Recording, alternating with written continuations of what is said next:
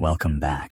Tonight, we take you back to one of the most confusing and widely discussed moments in recent Miami history. On January 1st, 2024, thousands of people were simply living their lives inside a busy waterfront mall, unaware that the atmosphere around them was about to shift in a way no one could explain. We returned to a place filled with families shopping after the holiday, couples sharing late dinners, and groups of friends recording videos from the upper floors. It was ordinary, familiar, predictable, until something disrupted that routine. It began as a pause, a subtle break in the natural rhythm of the mall. People turned their heads without knowing why. A quiet tension moved through the building, like a signal that only instinct could recognize. Those inside felt it before they understood it. Those watching online would only see the aftermath, and those trying to make sense of it later would struggle to agree on what actually happened. Tonight, we take you back to the moment where everything changed. This is the Miami Mall incident. The night before the panic, January 1st, 2024. The first hour after midnight. Bayside Marketplace was still filled with people who had remained after the New Year's fireworks. Videos from that night show extremely high foot traffic throughout the complex. Individuals were moving between the marina area, the food court, the walkways, the escalators, and the interior retail corridors. At that point, nothing unusual had occurred. There were no alerts and no signs of any upcoming disturbance. Police officers were already assigned to the area before the incident took place. This is standard practice for New Year's Eve in Miami because the location usually attracts large gatherings. Body cam recordings from earlier in the night show officers directing pedestrians, monitoring small disturbances, and helping maintain normal holiday crowd control. Several patrol cars were positioned near the mall entrances and at different points along Biscayne Boulevard. The presence was preventative rather than reactive. Officers were not dealing with any significant threat. Inside Bayside, mall security personnel were performing scheduled walkthroughs. Some stores were closing, while others remained open for late-night customers. Surveillance footage later reviewed by investigators showed a predictable pattern of movement inside the building. Families were heading toward exits. Groups of teenagers were moving between stores, and tourists were still taking photos. Restaurant staff were completing cleanup procedures. Everything appeared routine.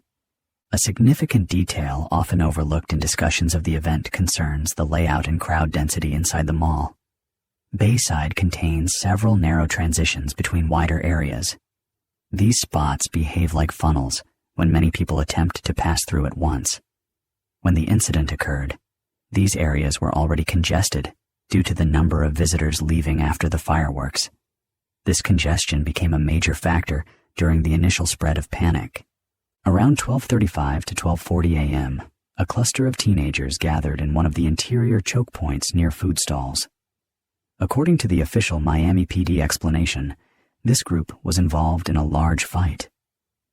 The statement described chairs and objects being thrown, loud impacts, and a chaotic exchange that created sharp noises inside the corridor. According to authorities, this commotion produced the initial sound that triggered the wider reaction. However, eyewitness accounts from that section of the mall vary considerably. Some individuals insist they witnessed a loud confrontation. Some say they only heard a sudden bang but did not see any conflict. Others reported seeing nothing at all before the crowd started to move. A few claimed they noticed fast movement or tall shapes, although no video evidence supports that claim. There is no unified description of the initial moment. That lack of clarity is consistent across nearly every first-hand account collected online. What is clearly documented is the chain reaction that followed. A loud noise occurred, followed by an immediate shift in behavior from those nearest to the disturbance. People closest to the sound turned abruptly or moved backwards. Some began to sprint instantly. This created a visual cue that others interpreted as danger. Within seconds, hundreds of people began running. Multiple live streams captured these first moments. Each recording shows the same pattern. By the time the phones are raised and filming begins, people are already running in large groups. The individuals recording do not know what caused the reaction. Shouts such as shots, fight, and go can be heard. No visible threat appears in any of the earliest clips. This pattern matches well-documented crowd behavior. When an unexpected stimulus occurs in a dense environment, people tend to react based on the movement of others, rather than on confirmed information. Every major crowd study describes this reflexive decision-making. The Miami incident followed that pattern exactly. Outside the mall, where people were walking along the waterfront, the running crowd extended nearly immediately. In one video, a content creator is speaking casually to the camera when dozens of people begin sprinting behind him. He turns, sees more people fleeing from the mall entrance, and immediately joins the movement. The panic spread from inside the building to the exterior spaces faster than witnesses could interpret it. Belongings were dropped and left behind throughout the complex. Videos recorded after the initial rush show scattered shoes, phones, bags, and cups. Several individuals later reported minor injuries such as falls and twisted ankles. There were no confirmed serious injuries. During this early stage, some individuals described seeing large shadows or fast movement. These reports occurred before the internet introduced the idea of creatures. The descriptions were inconsistent and vague. Most witnesses who mentioned shadows clarified that they only saw something briefly while running or while turning away. None of these reports were captured on film. By approximately 12:43 a.m., Miami PD began receiving multiple calls regarding a disturbance, a possible fight, or shots fired inside the mall. Emergency lines documented overlapping reports. Although no caller provided proof of an actual weapon, the combination of noise, shouting, and widespread panic matched the profile of a potentially dangerous situation. Officers positioned around the outside entrances saw the crowd running outward and recognized the possibility that an active threat could be present inside the building. Body cam footage captured the moment officers began rushing toward the mall. They can be heard telling people to move aside while they advance inward. At this stage, officers did not know the cause of the panic. They had only the visual of hundreds of people running and the verbal reports of possible gunfire. Based on standard active threat protocols, the appropriate response is rapid escalation until the situation is confirmed safe. Multiple patrol units converged on Bayside. Additional backup was requested. Officers who had been handling traffic or unrelated calls redirected to assist. From the outside perspective, the moment resembled a mass evacuation caused by a serious incident inside the complex. Meanwhile, inside the mall, the panic continued to move through different levels. Some people hid inside stores or crouched near walls. Others ran toward the parking structure or toward the marina exits. Videos recorded from upper floors show hundreds of individuals running in different directions. The movement appears chaotic, but the intent is uniform. Everyone is attempting to leave as quickly as possible. During this period, there were no confirmed sightings of a shooter or weapon. No one reported seeing a firearm. Yet the panic did not slow down.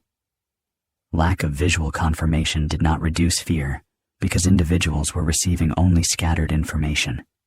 Some people heard the words, "shots fired," others heard the words, "fight," and a few heard, "something inside." This variety of interpretations intensified the confusion. Some people began texting friends or posting online that they saw something tall or something weird. These early statements spread quickly among those who were still inside the mall or near the exits. Although these claims lacked evidence, they contributed to the sense that something unusual had happened. By the time officers entered the interior corridors, most of the crowd had already moved to outer sections of the complex. A few individuals were still searching for their companions. Store employees attempted to close security gates.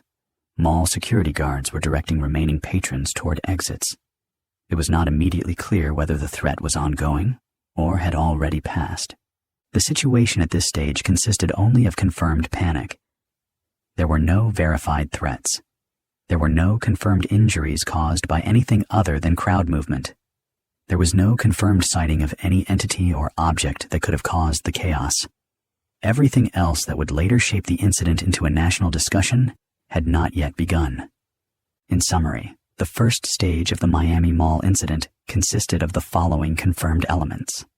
A loud disturbance occurred. A group reaction followed. Hundreds then ran. The panic spread faster than information. Police escalated their response based on ambiguous reports. No confirmed visual threat was found in the early minutes. This concludes the factual reconstruction of the first phase of the event. The next phase begins when the first viral claim appears online and the narrative shifts from localized panic to worldwide speculation. When the panic begins, the first seconds of the Miami Mall incident were recorded by dozens of live streams, security cameras, and phone videos from inside Bayside Marketplace. These clips provide a reliable timeline for how quickly the panic spread and how little information anyone had while it was happening. Based on the timestamps pulled from the earliest recordings, the first wave of running began less than 5 seconds after a loud impact near the group of teenagers who were involved in the fight. The noise was sharp and echoed through the interior corridor. Many people thought they heard more than one sound, although no recording clearly confirms a second impact. The mall's reflective surfaces often cause even single noises to double or distort, which likely contributed to the confusion. The first visual signs of panic appear on several TikTok live streams. In each video, the streamer is not focused on any problem. They are filming food stands, shops, or their friends when the crowd behind them suddenly shifts. In multiple clips, the camera jerks upward as the recorder reacts to people screaming or rushing past them. Immediate confusion enters the audio. No one filming has any context for what started it. The speed of the initial breakout is notable. Crowd behavior experts often describe panic as a contagious reaction that spreads through motion rather than through reasoning. The Miami Mall recordings support this exactly. The people closest to the initial disturbance began running so quickly that those farther away had no time to evaluate the cause. Instead, they reacted to the movement ahead of them. One witness later said that she ran because she heard the voice of someone she did not know yell "Go!" at full volume. Another said she ran because she saw a father scoop up 2 children and sprint in panic.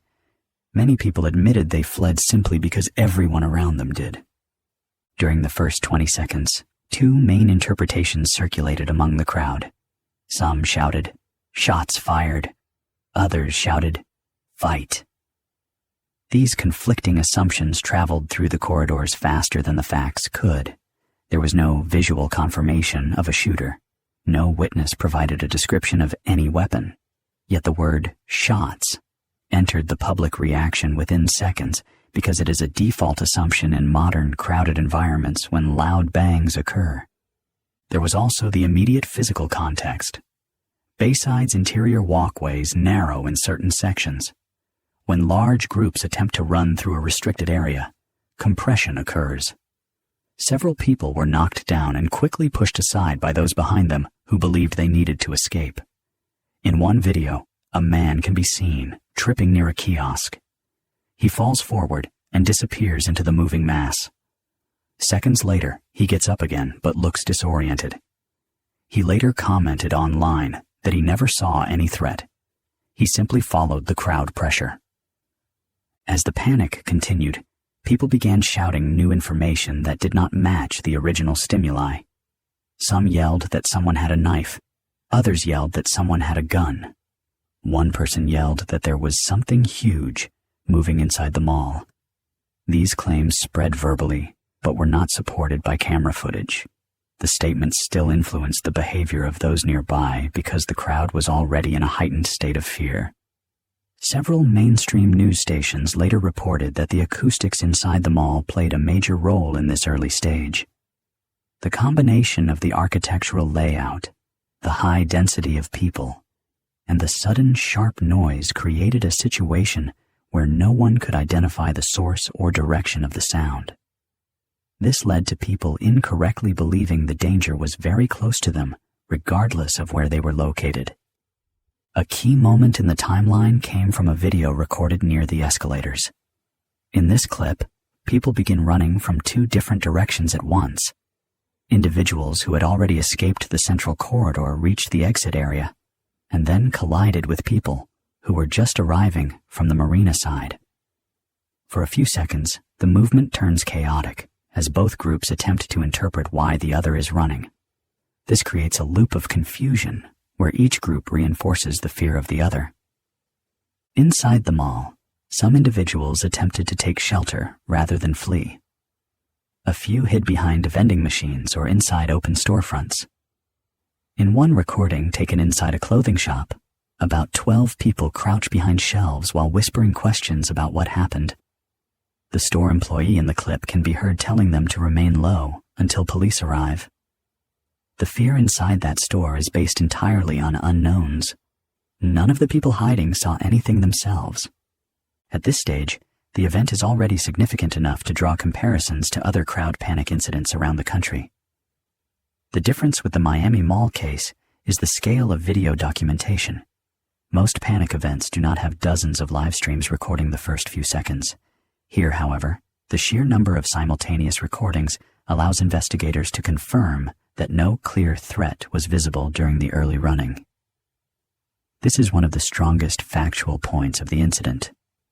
Once the panic reached the exterior entrances, the situation escalated further.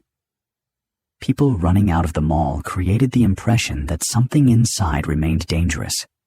Those who had just arrived in the outdoor area ran without knowing why. Anyone entering the property at that moment immediately turned around after seeing the crowd. Two individuals attempting to record the moment outside are nearly knocked over by those fleeing. They shout questions at the people passing by, but no one stops to answer. The only phrase heard clearly in the recording is someone saying, "Just run." This phrase appears multiple times in various clips and possibly contributed to the belief that something deadly was occurring inside. From an investigative standpoint, this is the moment when the incident surpasses the boundaries of a typical mall disturbance. The number of people running reached into the thousands. Emergency calls surged. Police stationed nearby could not ignore the scale of the reaction and began to approach the building with urgency. The sight of officers moving rapidly toward the mall only reinforced the fear among those who were still arriving. Inside the building, sound distortion continued to play a role. Several witnesses reported hearing continued banging that they believed were additional gunshots. Later investigations confirmed that no firearm was discharged. These extra sounds were likely produced by falling objects, metal fixtures struck by moving bodies, and merchandise stands being knocked over as people fled. Without context, individuals often misinterpret repeated bangs as continued active danger. Another factor influencing the panic was the layered design of the mall. The second level overlooks the first in several sections. When people on the upper level saw the mass of individuals running below, they automatically assumed the threat was located beneath them. Many on the upper level turned and ran the opposite direction, which added to the volume of movement. Others were confused by the conflicting directions. This confusion leads to more uneven and unpredictable crowd flow. As the early panic continued, small clusters of people began spreading unverified claims. Some insisted that someone saw a gun. Others claimed to have seen a body on the floor. None of these statements were supported by recordings. However, the statements fueled additional fear among those who overheard them.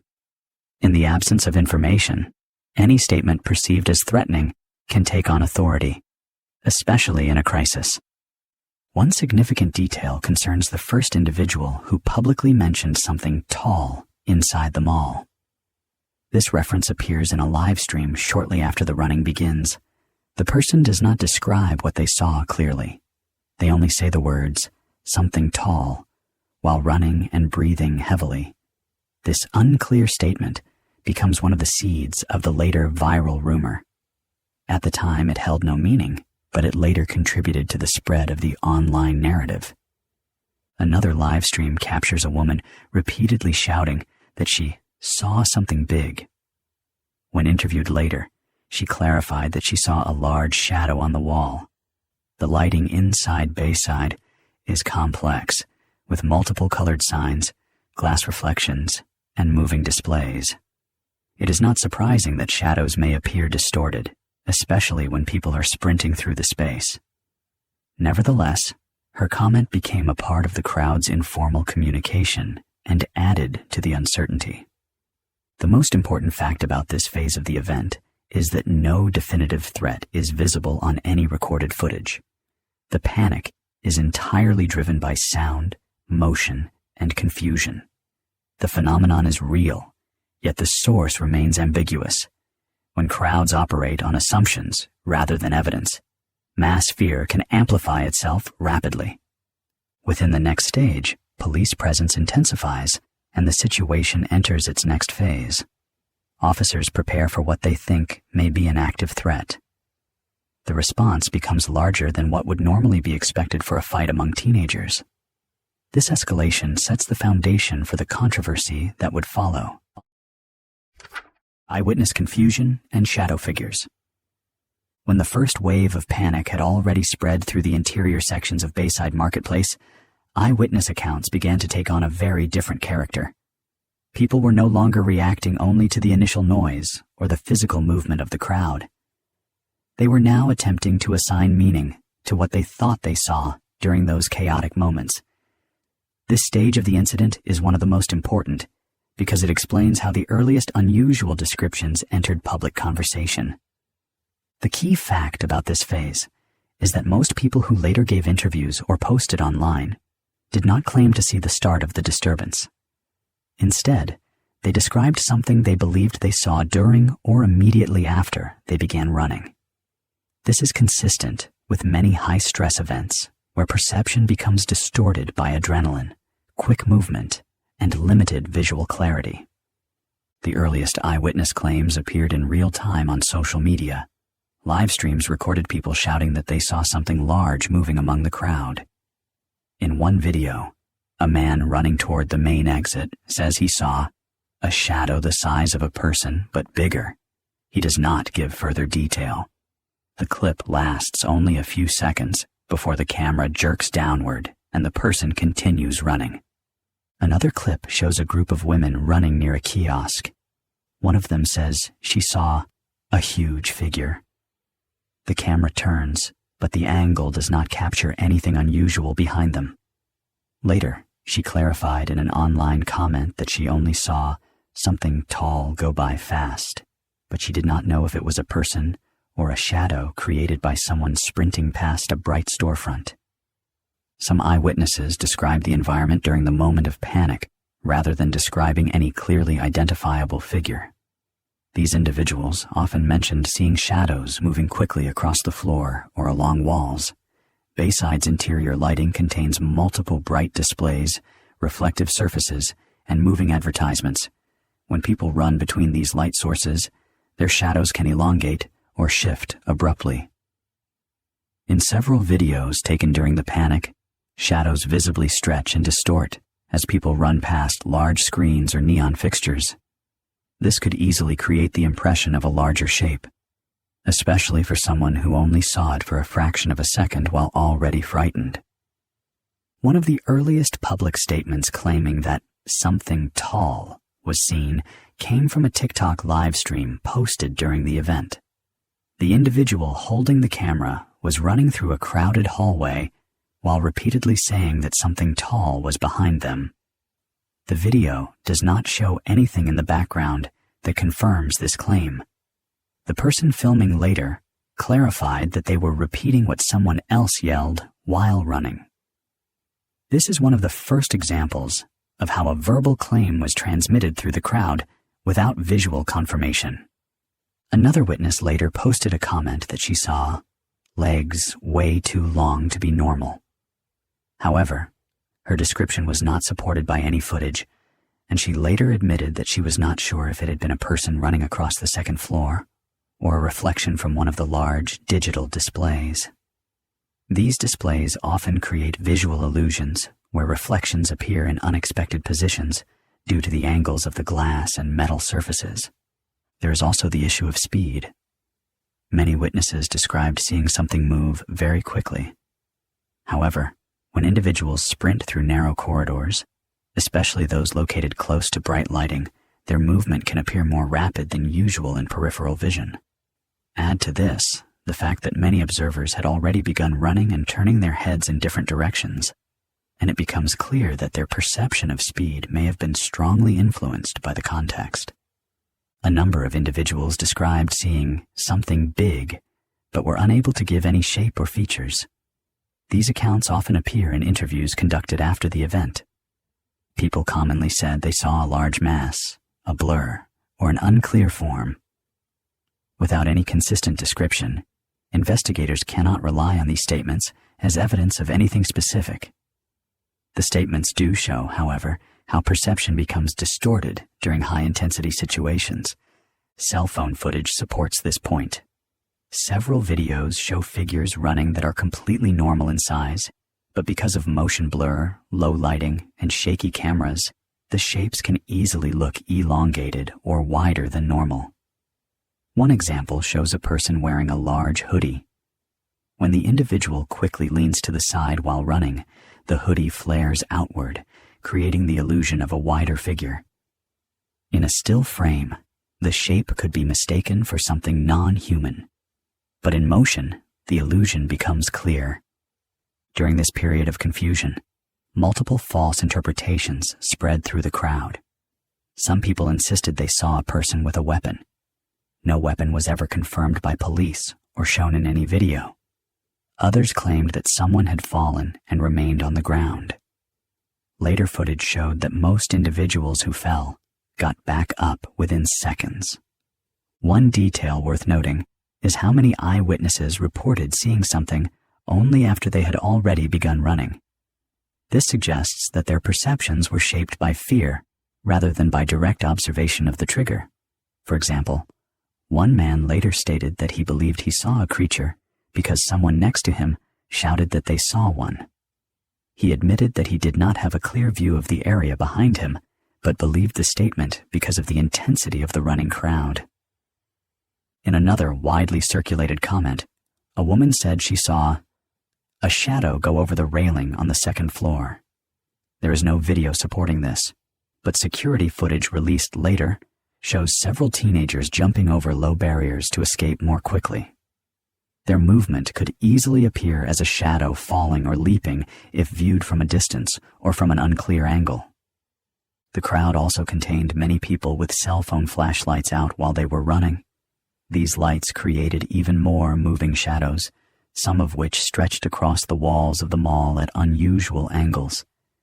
In some videos, shadows appear to shift in size dramatically as people pass different light sources.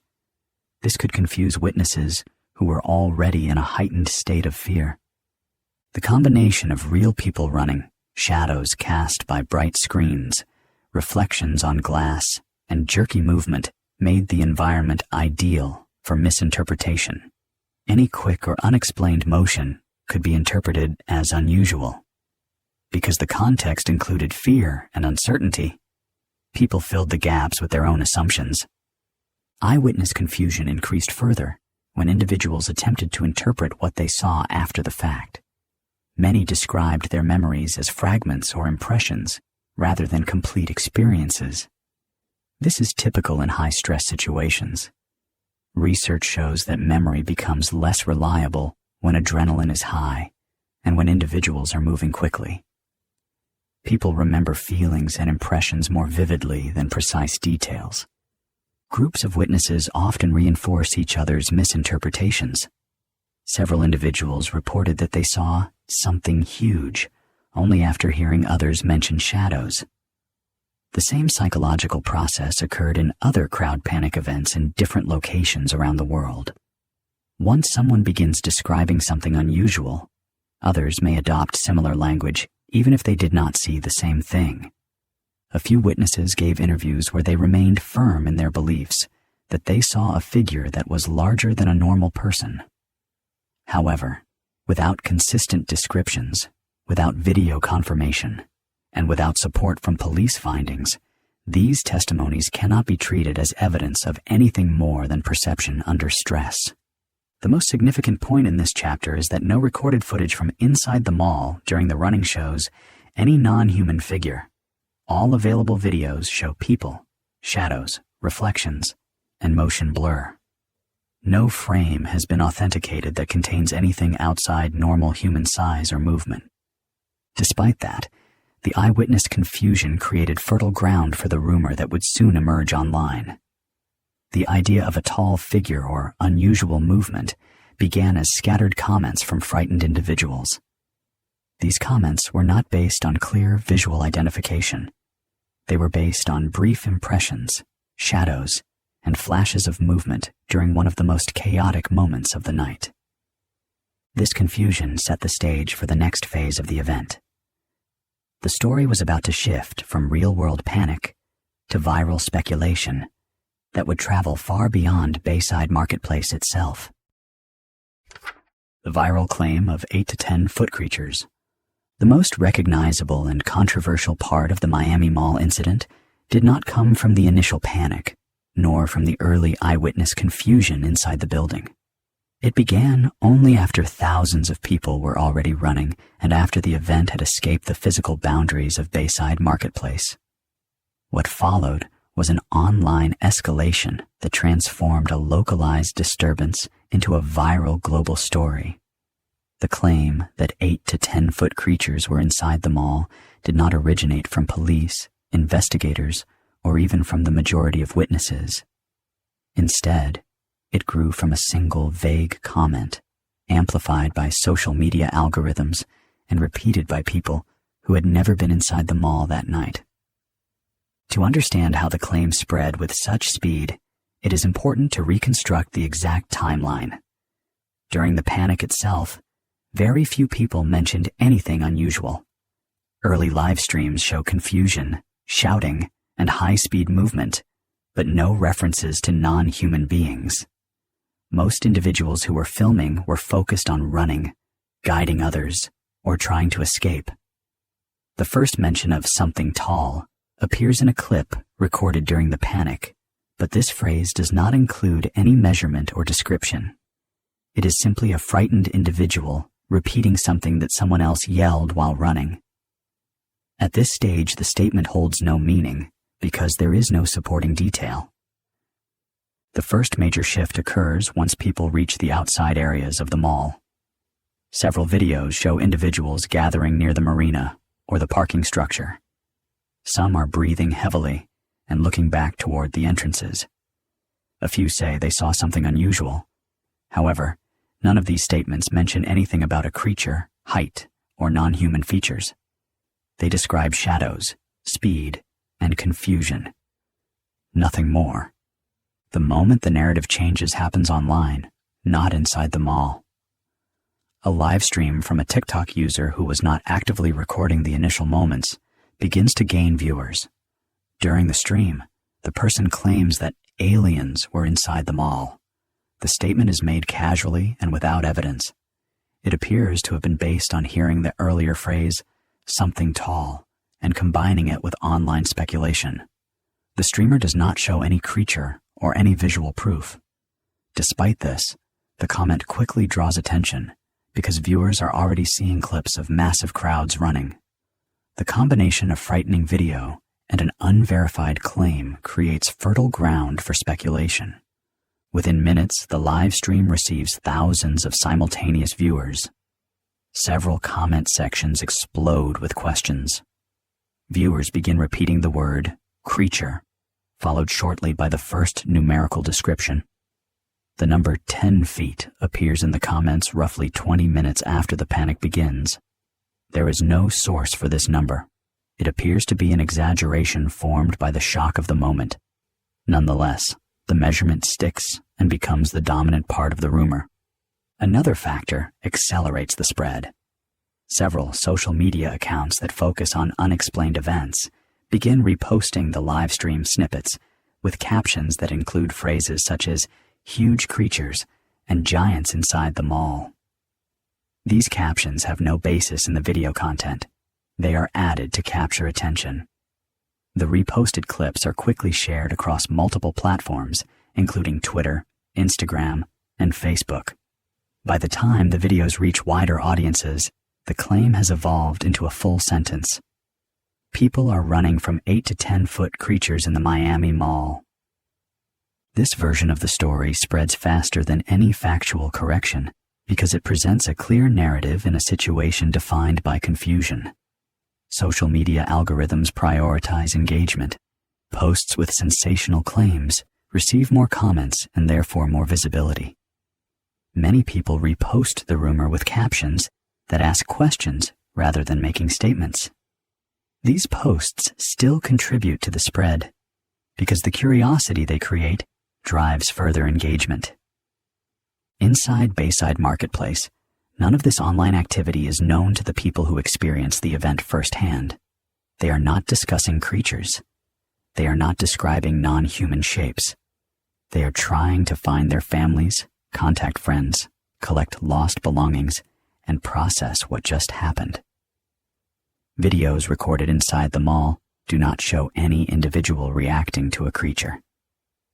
The only discussions taking place on location involve possible gunshots, the fight among teens, and unclear movement during the panic.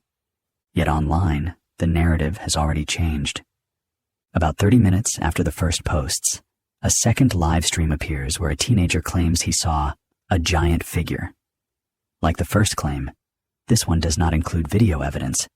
He is not recording anything that supports his story. The background of the live stream shows only people standing outside the mall entrance. Nevertheless, the claim spreads rapidly. It gains credibility among viewers who are experiencing the event entirely through social media rather than through actual footage. This is where the rumor becomes self-perpetuating. Individuals begin to make comments based on what they believe others saw rather than what they personally witnessed. The false sense of collective agreement creates the impression of multiple confirming sources, even though the sources all trace back to vague or unsupported statements. People begin to feel as though the creature claim is widely accepted, even though it originated from only a few unverified comments. The next step is the creation of edited videos designed to heighten the sense of mystery. Several accounts compile clips of people running with unrelated footage of shadows from entirely different events. These edited videos are presented as new angles of the Miami Mall incident. They show large blurry shapes that are not from Bayside Marketplace. This further confuses viewers who do not realize the videos are fakes. Some viewers do realize they are edited, but continue sharing them because the content is exciting or dramatic. At the same time, individuals who were inside the mall begin posting their own angles of the running. Many of these posts include clarifying comments that they saw no creature and that the chaos was caused by a sudden disturbance. However, these factual posts receive far less attention than the viral claim. Social media does not treat corrections with the same enthusiasm as sensational content. Local news stations begin reporting on the panic, but their early coverage focuses on the disorder and does not immediately address the creature rumor. This creates a temporary vacuum where the online speculation continues unchecked. When news outlets finally address the rumor, they state clearly that no evidence of any creature exists. However, by that point, the claim has already become part of the national conversation. People who believed the rumor accuse the news stations of covering up the truth. This is a common pattern in viral misinformation cases. When an exciting narrative meets a factual correction, some individuals choose the more sensational story. Another element that helped the creature rumor spread was the lack of immediate official footage from inside the mall.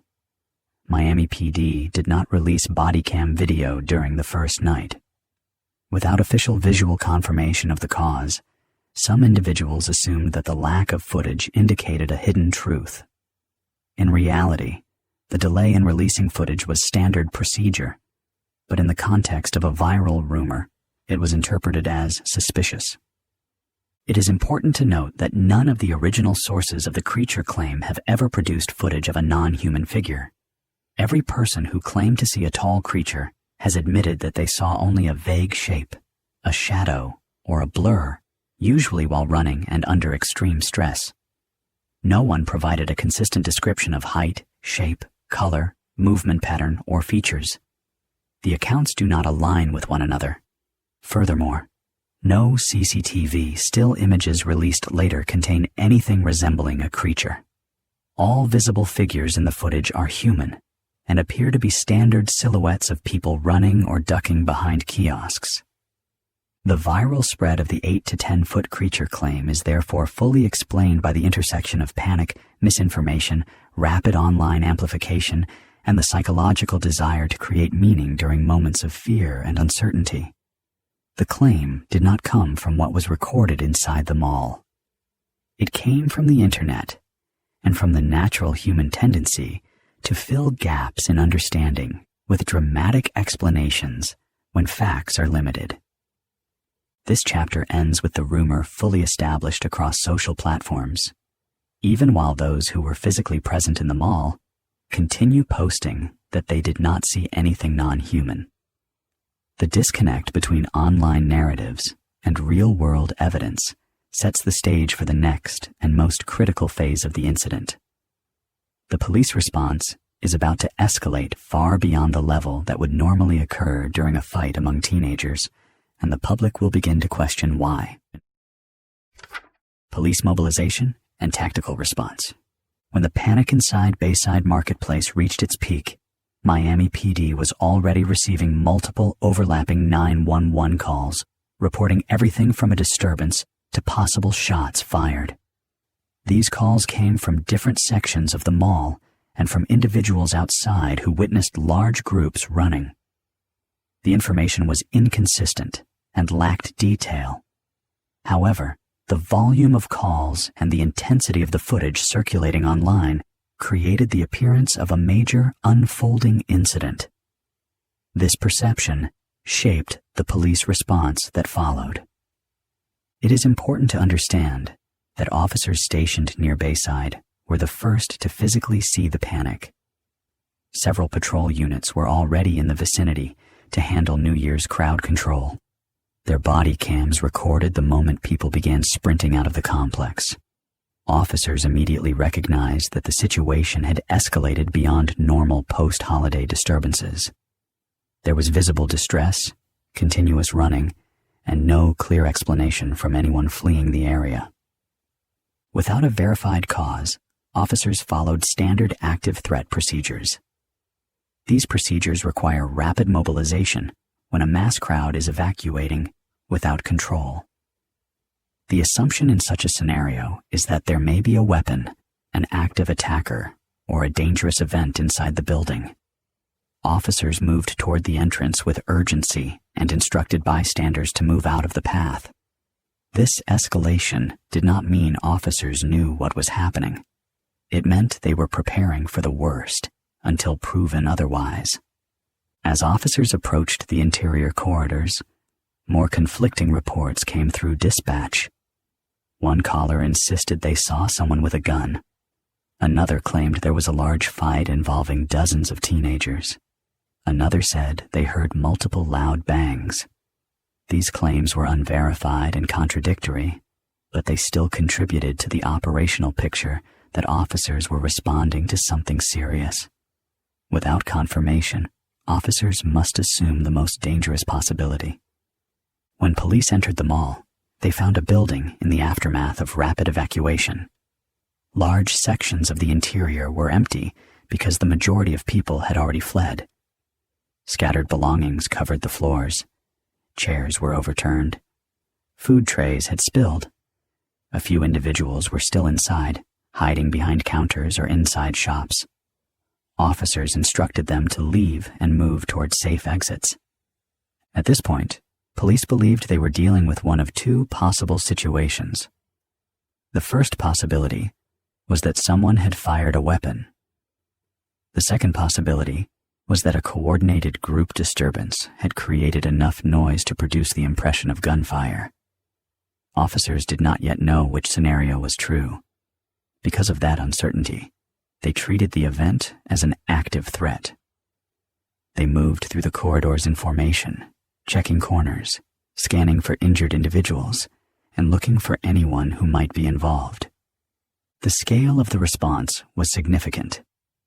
Multiple units that were originally assigned to other nearby locations redirected to Bayside. This included patrol officers, supervisors, and specialized tactical teams. Several videos show officers running with urgency toward the interior of the mall. Their posture and movement indicate they believed they were responding to a serious threat.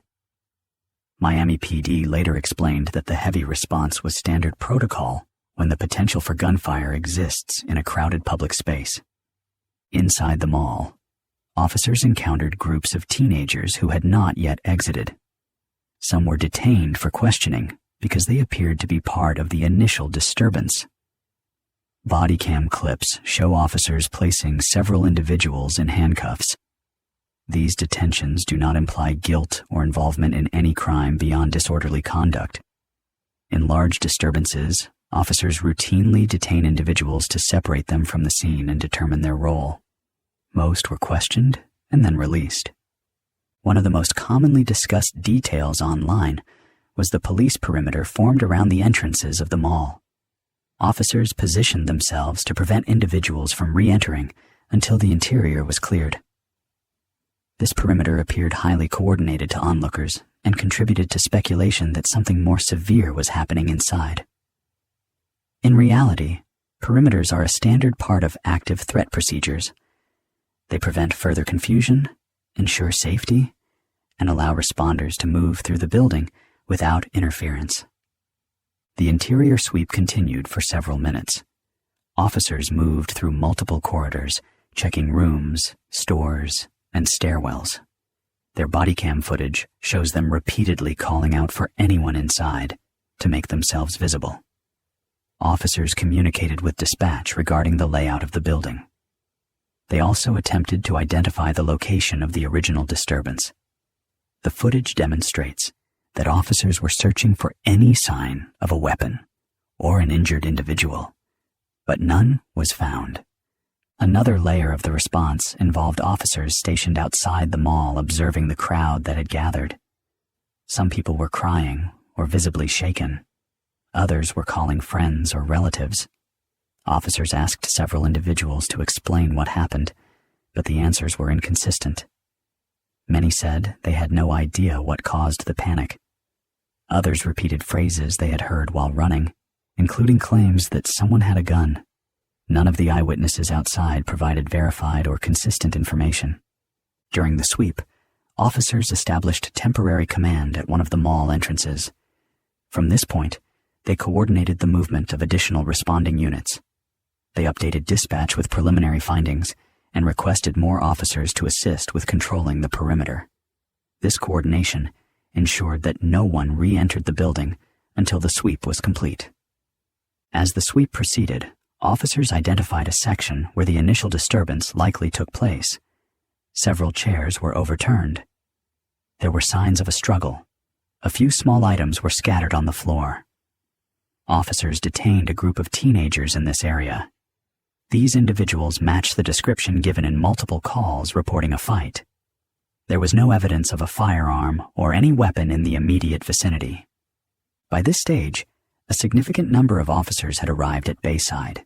Video from outside shows police vehicles lined along Biscayne Boulevard. Their lights illuminated the area, creating a highly visible response that appeared overwhelming for what later became known as a fight among teenagers. This disconnect between perception and reality became a major factor in the public debate that followed. Another detail often mentioned online is the intensity of the officer movement recorded on body cams. Officers are seen rushing through hallways, speaking loudly, and signaling to each other while clearing corners and checking adjacent paths. To the public, this appeared to indicate that officers had seen something alarming inside. In reality, it was due to the unknown nature of the call. Officers are trained to move quickly and assertively when there is a possibility of gunfire. Their tone and posture reflect procedure, not necessarily the presence of an actual threat. The sweep concluded with no confirmed injuries caused by a weapon and no evidence of any non-human figure. There were no victims of an attack. There were no traces of blood. There were no shell casings. These findings led officers to believe that the original cause was consistent with a fight, rather than an armed assault.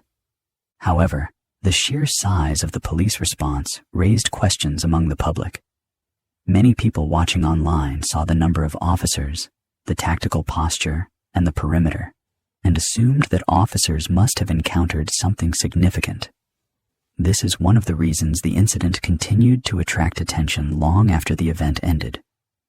People questioned why such a large response was needed for a fight among teenagers. What they did not see was the uncertainty officers faced when they first responded. Police procedures require escalation when the available information suggests possible gunfire. Officers must act before confirmation, because delays can cost lives. In the Miami Mall incident, the combination of loud noise, large crowds running, and multiple calls reporting a threat required officers to respond at the highest level of caution. The fact that the threat was ultimately unconfirmed does not change the necessity of the initial posture. The tactical response also influenced the next stage of the incident. When the public saw officers detaining teenagers, forming perimeters, and sweeping the mall with urgency, it gave weight to the idea that something more serious had happened. This impression spread online and fueled speculation, especially once the rumor of 8 to 10 foot creatures had already taken hold. The police response was significant, but the event they discovered inside did not match the scale of the reaction. This mismatch became a central question for many people trying to make sense of what happened that night. The next chapter explores how the official explanation was formed, why it was met with skepticism, and why many people felt the pieces of the story still did not fit together. MPD official explanation. Once the interior sweep of Bayside Marketplace was completed and officers confirmed that there was no active threat inside the mall, Miami PD began transitioning from immediate response to incident analysis. At this point, the initial panic had already reached tens of thousands of people online. Viral posts were circulating with claims of gunfire, creature sightings, and large-scale violence. None of these claims were supported by the evidence collected inside the mall. Police were now responsible for determining what actually triggered the event and for presenting that explanation to the public. The first step in forming the official explanation involved gathering statements from officers who were on the scene. Many of these officers arrived during the height of the panic and did not witness the initial disturbance. The reports focused on the aftermath: people running, scattered belongings, overturned furniture, and detained teenagers. None of the officers reported seeing a weapon or any injured individuals who appeared to be victims of a violent assault. This lack of evidence was the first indication that the panic began from something other than an active shooter or targeted attack. Next, police reviewed the statements of individuals detained during the incident. Several teenagers were questioned because they had been involved in the altercation that preceded the mass running. According to the official report, these individuals admitted to being part of a fight that got out of control. None of them mentioned possessing weapons. None described hearing gunshots. Their accounts were consistent with the physical evidence found on the scene, which included fallen chairs and small items scattered across the ground. The teenagers claimed that the commotion inside their group escalated because of shouting, pushing, and loud impacts caused when furniture struck the floor. Security footage collected from inside the mall supported this explanation. Although the footage did not show clear angles of the entire fight, it did show disrupted areas consistent with a group disturbance. There were overturned chairs and food items spilled in a pattern that suggested rapid movement rather than a targeted attack. The footage captured the early moments when people began running, but it provided no visual confirmation of a shooter, a weapon, or any unusual figure inside the mall. After reviewing the available evidence, Miami PD issued a public statement clarifying that the cause of the panic was a fight among 20 to 50 teenagers. This statement explained that the loud noises heard by witnesses were caused by objects being thrown and by the echoes created in the mall's interior architecture. Police emphasized that no gunfire had occurred and that no one had seen or reported an actual weapon.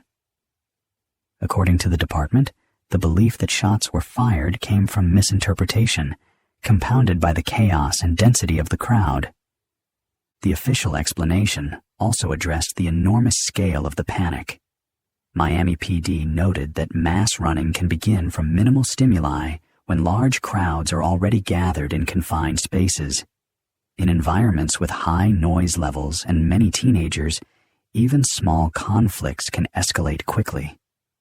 The department referenced previous incidents in other cities where single loud impacts created widespread panic because of misunderstanding and fear. Police additionally clarified that the tactical response was appropriate given the information they received at the time. Officers had been informed through both dispatch calls and verbal reports from fleeing individuals that shots may have been fired. Department policy requires officers to treat all possible shooting reports as credible until proven otherwise. The rapid mobilization, perimeter formation, and interior sweep were consistent with active threat procedures.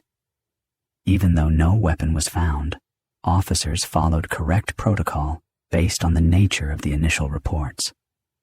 Despite this explanation, many members of the public remained unconvinced. The scale of the police response appeared disproportionate for a fight among teenagers. Some questioned why tactical units were deployed with such urgency. Others wondered why perimeters were formed so quickly. Online discussions speculated that the officers had encountered something inside the mall that they were unwilling to disclose. This speculation was driven partly by the viral creature rumor, but also by the unfamiliarity many people have with standard police procedures in potential gunfire scenarios. In the days following the incident, Miami PD addressed these concerns by reiterating that the size of the response was necessary because the early reports mentioned gunfire. An active shooter scenario in a crowded mall is one of the most dangerous events an officer can face. For that reason, departments across the country have trained to over-respond rather than under-respond. A small disturbance that appears insignificant in hindsight can resemble an active threat in the moment due to incomplete information. An important part of the official explanation involves the detail that no weapons, shell casings, or ballistic damage were found anywhere in the mall. This fact directly contradicts the claims that shots were fired. In genuine shooting events, even one discharge typically leaves clear evidence. The absence of any such indicators reinforced the conclusion that the panic originated from non-firearm related noise. Police also addressed the online claims about unusual figures or creatures inside the mall. The department stated that no officers saw any non-human figures. They also confirmed that no one provided credible descriptions of such figures when speaking directly with law enforcement. Bodycam footage recorded during the sweep shows officers walking through empty corridors and checking behind kiosks. At no point does any footage contain anything resembling a tall figure or creature. Every silhouette recorded is human. In addition, the department noted that almost all witness claims about tall figures came from social media posts, not from individuals who spoke directly to police. Officers interviewed dozens of people on scene immediately after the event. None of those witnesses described seeing anything resembling a creature. The lack of first-hand testimony weighed heavily in the official conclusion. However, some members of the public were dissatisfied with the amount of footage released. Miami PD shared only a limited portion of body cam video. This is standard practice, as departments typically release only what is necessary for public clarity, and sensitive security camera angles may not be made public. Nevertheless, The restricted release created suspicion among individuals who had already been influenced by viral online speculation. They argued that the police were hiding information, even though there was no evidence supporting that belief. Part of the confusion also stemmed from the delay in releasing official statements. While officers were working to secure the scene, social media was already spreading exaggerated narratives. By the time the department posted its explanation, the creature rumor had already reached national attention. Many individuals who saw the viral claim did not see the official correction. This mismatch allowed misinformation to continue circulating. Miami PD also addressed the widely circulated radio line reported online, where an officer allegedly stated that something is moving fast. The department explained that this line was not part of any verified dispatch transcript. It did not appear in any official radio recordings. It appeared to be an online fabrication or a misinterpreted line from another event. Without confirmation from official logs, the claim was treated as misinformation. CCTV footage reviewed by police offered additional clarity. Videos from different angles showed teenagers running and pushing through crowded corridors. Shadows moved quickly across walls, but these shadows came from people and from reflections, not from non-human figures. The footage revealed that the areas where people reported tall shapes contained displays capable of producing distorted shadows, especially during fast movement. Another important part of the official explanation concerned the timeline. Police described how quickly the panic escalated. Officers received the first calls within seconds of the initial loud noise. They arrived to find hundreds of people fleeing. The speed at which events unfolded left little time for thorough assessment before action. This is why the response appeared so large. Officers acted to protect the public before understanding the full nature of the disturbance. Miami PD concluded its explanation by stating that the Miami Mall incident was the result of a fight that produced loud noises which were mistaken for gunfire. This misunderstanding triggered a mass panic due to the density of the crowd and the environment inside the mall. No alien creatures, no supernatural entities, and no armed assailants were present. The incident was an example of rapid misinterpretation, amplified by online speculation and the speed of social media communication. Although the police explanation answered the core factual questions about the event, it did not answer the questions that many members of the public continued to raise. These unresolved elements became the focus of ongoing debate. The next chapter explores those elements in detail: the unanswered questions, the areas of public doubt, and the points where the official story intersects with lingering speculation. The security footage debate. As soon as Miami PD released its initial explanation, attention shifted toward the one type of evidence that many people hoped would clarify the situation: security footage. In the hours after the incident, hundreds of comments appeared online demanding to see CCTV footage from inside Bayside Marketplace. The reasoning was simple. If something unusual had occurred, the cameras should have captured it. If nothing unusual happened, the footage should prove that as well. The debate surrounding the footage formed almost immediately because only small fragments of video were made public in the early stages. The mall's internal security system includes numerous cameras positioned throughout corridors, escalator areas, and store entrances. However, these systems are not designed to provide a complete view of every angle at every moment. They capture certain areas clearly, while other parts of the mall remain partially obstructed by kiosks, walls, or crowds.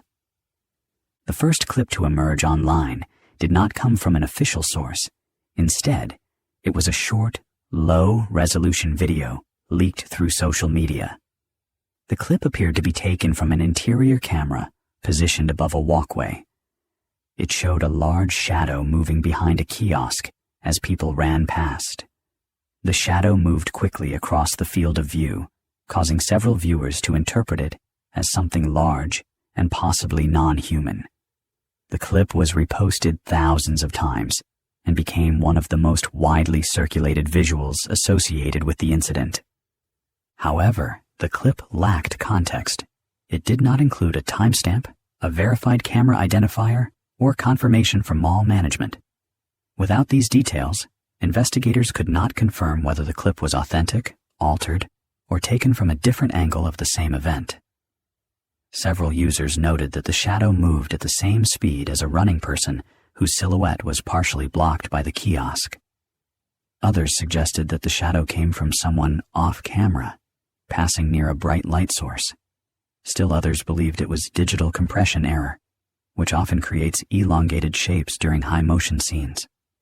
In the absence of verification, the clip became a canvas for speculation rather than a definitive piece of evidence. Soon after, another clip surfaced showing what looked like a tall blur moving near a store entrance. This clip was also poor quality and heavily pixelated. The blur appeared to stretch upward, creating the illusion of height. Experts familiar with low-light security footage noted that this effect often occurs when cameras with slow shutter speeds attempt to capture fast motion. The result is motion smear, a type of distortion that creates elongated ghost-like shapes during movement. Despite this, many viewers interpreted the blur as confirmation of the tall figure rumor. Neither of these early clips were authenticated by Miami PD. They did not appear in any official release. They contained none of the metadata normally present in legitimate security footage. However, because they were visually dramatic, they overshadowed calmer explanations and became the center of online attention. One of the most significant parts of the footage debate concerned the difference between what people expected security cameras to show and what the cameras actually recorded. Many assumed that modern mall CCTV systems produce clear, high-resolution images comparable to smartphone videos. In reality, many commercial camera systems still use older analog or low bitrate digital feeds that prioritize motion detection and coverage over clarity. They record wide areas, but often lack the detail needed to identify faces or objects during rapid movement. This discrepancy between expectation and reality produced frustration among viewers.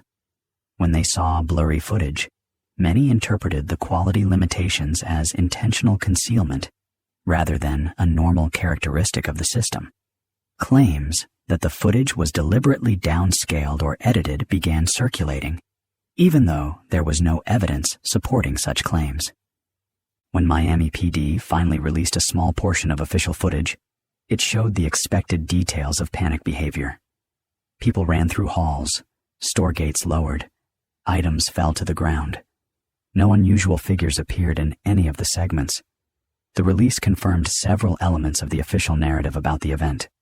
However, it did not satisfy those who believed something extraordinary occurred because the release did not include every camera angle from the night. The limited release allowed speculation to continue. Some commentators pointed out that the mall contains more than 100 cameras, and only a handful of clips were shared publicly. Others argued that footage showing the disturbance among the teenagers before the panic began was withheld. In reality, police rarely release full internal footage due to privacy laws and ongoing investigations. However, this standard practice was interpreted by some as an attempt to hide information. Another important factor in the footage debate was the presence of heavy compression in the clips. Many commercial systems store video using high compression settings to reduce file size. This can produce artifacts that look like smears, flashes, or distorted shapes when individuals run through the frame quickly. These artifacts became central to the online belief that something unusual had been captured. People unfamiliar with compression errors mistook these distortions for creatures or non-human movement patterns. Despite this, several investigators who specialize in digital forensics reviewed the publicly available footage and concluded that the clips did not show anything outside normal human motion. They pointed out that the shadows and blurs aligned with the direction of foot traffic and the movement of individuals partially obstructed by fixtures. The distortions matched known patterns associated with low frame rate cameras in high motion environments. Yet the viral nature of the creature rumor meant that these expert explanations received far less attention. When people are already invested in a dramatic narrative, explanations rooted in technical limitations are often dismissed. In the Miami Mall case, many social media users continued circulating the blurred shadow clips without noting the more mundane explanations. Complicating matters further was the belief that police withheld body cam footage. Miami PD did release some body cam clips, which showed officers entering the mall, searching hallways, and detaining individuals. None of these clips contained anything unusual. However, many viewers wanted the full recordings from every officer. Police rarely release full body cam archives due to privacy concerns and ongoing protocol. Nevertheless, the absence of full footage was interpreted by some as a sign that something was being concealed. The security footage debate also expanded when individuals attempted to match frames from different videos to create composite images. Several social media users compiled freeze frames of shadows and distortions into collages that appeared to show large figures. These collages went viral, despite being based on incomplete or manipulated data. They further contributed to the public impression that there were multiple angles showing unusual shapes, even though the original clips did not support this conclusion. Another widely discussed point was the lack of footage showing the initial fight in full detail. Many assumed that mall cameras should have captured the exact moment the noise occurred. However, depending on the camera placement, objects like kiosks, columns, and signs can easily block the view. The camera that some believe recorded the shadow behind the kiosk did not have a clear line of sight to the teenagers involved in the fight. This led to claims that the fight explanation was incomplete, simply because it was not visible from certain angles. Even hours after the incident, when police confirmed that nothing unusual was recorded in the security system, debate continued. Some argued that the footage provided was too brief. Others said the quality was too low to trust. A few insisted that entire camera angles were missing. The reality is that the publicly released footage showed exactly what would be expected during a chaotic mass panic in a crowded mall. People running, shadows shifting, and occasional distortions from fast movement and low-quality recording. The footage debate became less about what was captured and more about what people believed should have been captured. Expectations exceeded the technical capabilities of the cameras. Fear and confusion increased the desire for a dramatic explanation. Once the rumor of tall creatures spread online, every blur or shadow in the footage was interpreted through that lens. This chapter concludes with a clear separation between perception and evidence. The available security footage does not show any creature or non-human figure. It shows ordinary panic behavior, distorted by camera limitations and the speed of human movement. Yet because the footage was incomplete and imperfect, it became the focus of speculation. The debate over what the cameras captured would continue to grow even after the official explanation was released. The next chapter explores the unresolved elements of the incident. These include questions about the size of the police response, the gaps in footage, and the inconsistencies among eyewitness accounts. These unresolved points are the reason the Miami Mall incident remained a subject of public discussion long after the event ended. Unresolved elements.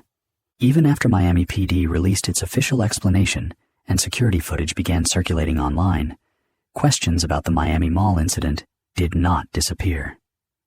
Instead, they shifted into a different category. The creature rumor was easy to dismiss with evidence. The claims of gunfire were ruled out by the lack of ballistic findings. Yet certain elements of the event still felt unclear to many people who watched the incident unfold through videos and witness testimony. These unresolved elements did not point toward any extraordinary cause. They reflected the natural gaps that emerge during a chaotic, large crowd event. Despite this, they continued to fuel debate because the public wanted a full and linear explanation. The reality was more complicated. Human perception, limited footage, and the speed of events created a situation where not every detail could be fully reconstructed. The first unresolved point concerns the size of the police response. Many people were surprised by how many units arrived and by how quickly they mobilized. Videos taken from outside Bayside show dozens of patrol cars lined up along Biscayne Boulevard with lights flashing. Tactical units arrived within minutes. Officers formed a structured perimeter around the mall entrance. To some observers, the scale of this response appeared too large for what was later described as a fight among teenagers. Understanding this requires knowledge of how law enforcement handles potential active threats. When officers receive multiple simultaneous reports of possible gunfire in a crowded public space, every second matters. Police procedure instructs them to escalate immediately because waiting for confirmation can cost lives. This means that even if the information is unclear or unverified, the response must assume the worst-case scenario. However, the public sees only the final version of events. They see a large police mobilization for what becomes known as a non-lethal disturbance. This creates a mismatch between perception and procedure. Many people interpreted the response as evidence that police encountered something significant inside the mall. There is no evidence supporting that interpretation, but the psychological effect of the response created long-lasting suspicion. The second unresolved element involves the question of why the panic spread so quickly. While footage shows the human chain reaction clearly, some people believe that a simple fight should not have triggered thousands of people to run at once. In most cases, however, panic propagation depends on environmental conditions rather than on the size of the trigger. Bayside Marketplace was crowded, loud, and chaotic due to the New Year timing. People were tightly packed in narrow corridors. When a loud noise occurred and the first group of individuals began running, the rest of the crowd followed instinctively. The panic spread within seconds because people react faster to motion cues than to verbal cues. Despite this explanation, many observers unfamiliar with crowd psychology continue to question how such a large-scale reaction emerged from a single disturbance. A third unresolved point concerns the eyewitness inconsistencies. Some individuals reported seeing shadows, blurs, or rapid movement that seemed unusual. Others saw nothing at all. A few people insisted they saw something they could not explain. None of these descriptions were consistent with one another. Some described a tall shape. Some described a wide shape. Others described normal silhouettes that simply appeared distorted at the time. There was not enough detail in any of these accounts to form a coherent narrative. This inconsistency itself became a point of debate. People wondered why witnesses had such different interpretations. The answer lies in physiology and psychology. During moments of high stress, peripheral vision becomes less reliable, memory becomes fragmented, and individuals fill in gaps with assumptions influenced by fear. Still, for some members of the public, the variation in eyewitness accounts appeared suspicious. Another unresolved element relates to the limited release of body cam footage. Miami PD released only portions of the video recorded that night. These segments showed officers entering the mall, clearing hallways, and detaining individuals. However, many viewers wanted to see the full recordings to verify that nothing unusual occurred at any point during the response. Police departments rarely release complete body cam archives because they contain sensitive information, images of bystanders, and footage that may be part of ongoing internal reviews. Despite this, the limited release fueled speculation. People assumed that if the full footage was not released, something must have been removed. There is no evidence that anything was removed, but the absence of complete footage created a void that people filled with their own theories. A fifth unresolved question concerns the lack of footage showing the exact moment the initial noise occurred. Many expected security cameras to have captured a clear view of the teenagers throwing chairs or causing the loud impact. However, camera placement inside the mall created blind spots. Kiosks, pillars, and store signs blocked some angles. The camera that did capture part of the fight did so from a distance and with low resolution. This limitation is common in commercial security systems, but it frustrated viewers who believed the fight explanation should be supported by clearer footage. Another point that continued to generate discussion was the belief that some areas of the mall were not shown in the released footage. People wanted to see the corners of the building where shadows had been reported. They wanted to see the second floor from every angle. They wanted proof that nothing unusual happened in the spaces where cameras were not positioned. It is impossible to provide footage of angles where cameras were not installed. Despite this, some online discussions treated the absence of footage as the presence of hidden information. The sixth unresolved element involves the famous online claim that an officer said the phrase, "Something is moving fast." This line circulated widely on social media, often accompanied by unverified audio clips. Miami PD stated that this phrase did not appear in any official dispatch recordings and that no officer reported seeing anything resembling a creature. Without confirmation, the line appears to be an internet fabrication or a misattributed quote. Still, it continued to circulate because it matched the viral narrative more closely than the official one. Another area of confusion involved the aftermath. Many people asked why the mall reopened quickly if the event was so serious. Others questioned why more details were not provided about the fight among the teenagers. The official explanation stated that the teenagers involved were identified and questioned, but that their identities were not released due to their age and privacy regulations. This was interpreted by some as a lack of transparency. In reality, it followed state law. A final unresolved point concerns the public's emotional response. Even after evidence showed that the event was triggered by a fight, many people felt that something about the incident still seemed off. This feeling was not based on data. It was based on the sensory experience of watching thousands of people run, hearing conflicting statements in real time, and seeing the scale of police deployment. When emotional impressions clash with factual explanations, the facts can feel incomplete even when they are accurate.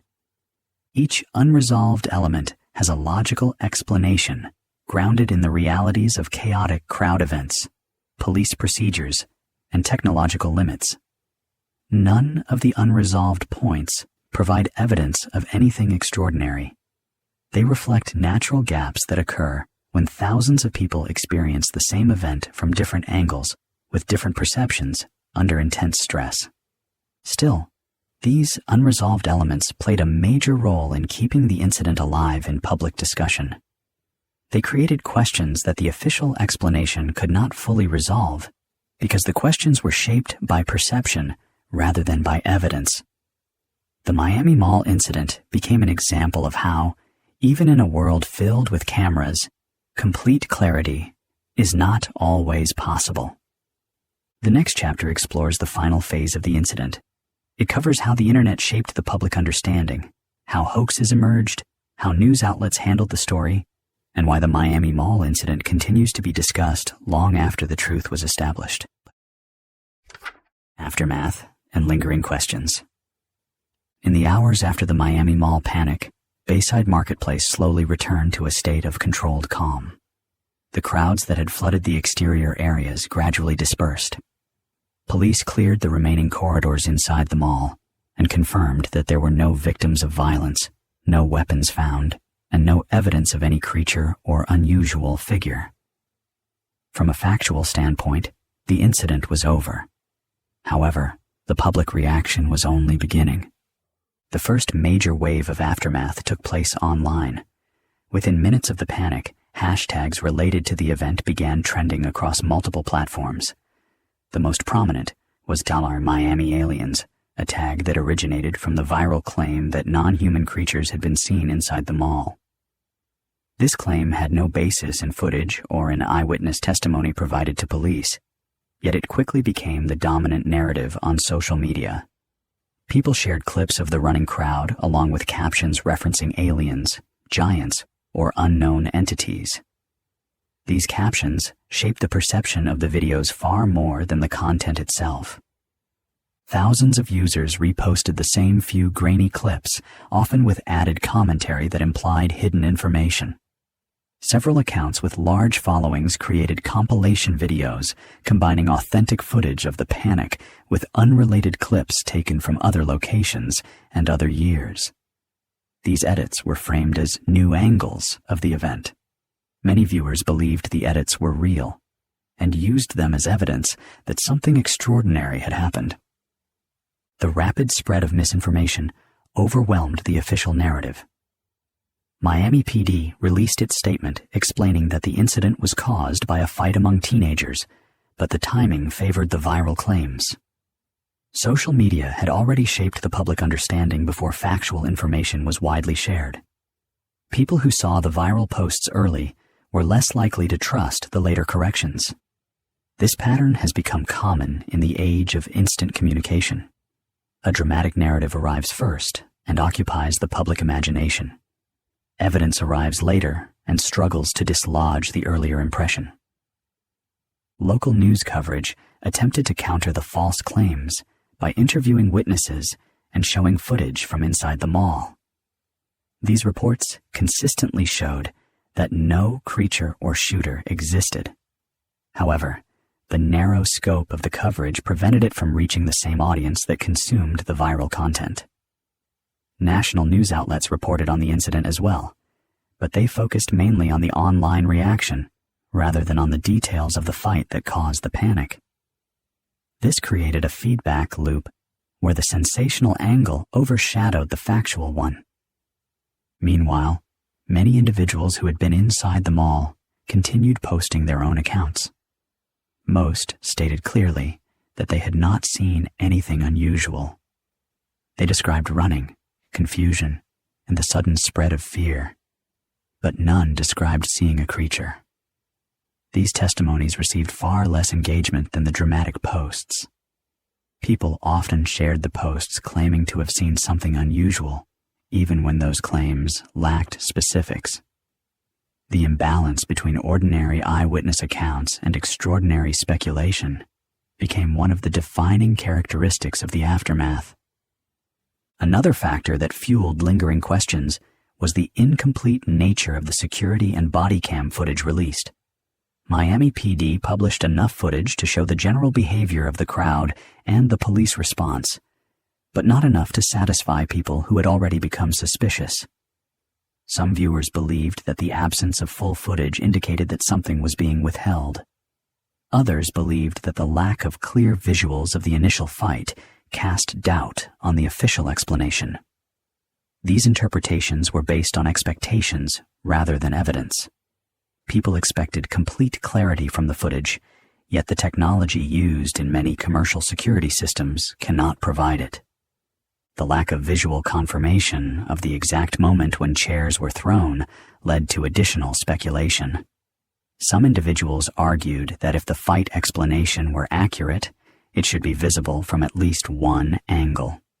This argument did not consider the numerous physical obstructions in the mall, such as kiosks, support pillars, and changes in floor layout. Many of these obstructions block crucial moments when viewed from various camera positions. Still, for some members of the public, the absence of visual confirmation continued to feel like a missing piece. Another lingering question involved the behavior of certain officers recorded on body cams. Some viewers believed that officers moved with unusual urgency or displayed tension that indicated they had encountered something unexpected. Police procedure, however, explains this behavior. Officers responding to a possible active shooter must move aggressively and clear areas quickly. Their tone and movements often appear intense, even when no threat is present. This reality did not prevent some observers from interpreting the footage through the lens of the viral narrative. As the days passed, Miami PD conducted additional reviews and issued clarifying statements. They reiterated that the incident involved a fight that no weapon had been found, and that all unusual shadow shapes seen in leaked footage were explainable through video distortion or partial obstructions. Despite this, the online conversation remained divided. Those who accepted the official explanation moved on. Those who believed the viral claim continued to search for evidence that would support their interpretation. No such evidence emerged. A significant portion of the lingering questions centered on the psychology of the event rather than the physical facts. People questioned how a loud noise from a fight could cause such widespread panic. They questioned why so many people ran without knowing what they were running from. They questioned why certain individuals believed they saw tall figures when no evidence supported those sightings. These questions reflect a common misunderstanding about crowd behavior. Human beings in groups tend to react to motion rather than to reasoning. When someone sees a group of people running at high speed, they instinctively join the movement even when no threat is visible. This is a survival mechanism rather than a conscious decision. The Miami Mall incident offered a clear example of this phenomenon. Still, for many observers, the emotional experience of watching the panic unfold created a sense of unease that logic could not fully resolve. Another emotional factor involved the timing of the incident. It occurred on New Year's Eve, a night when people expect celebration rather than danger. The contrast between the festive atmosphere and the sudden panic intensified the impact of the event. This contrast made the factual explanation feel unsatisfying to some people. They felt that something as simple as a fight should not have been able to disrupt thousands of people so dramatically.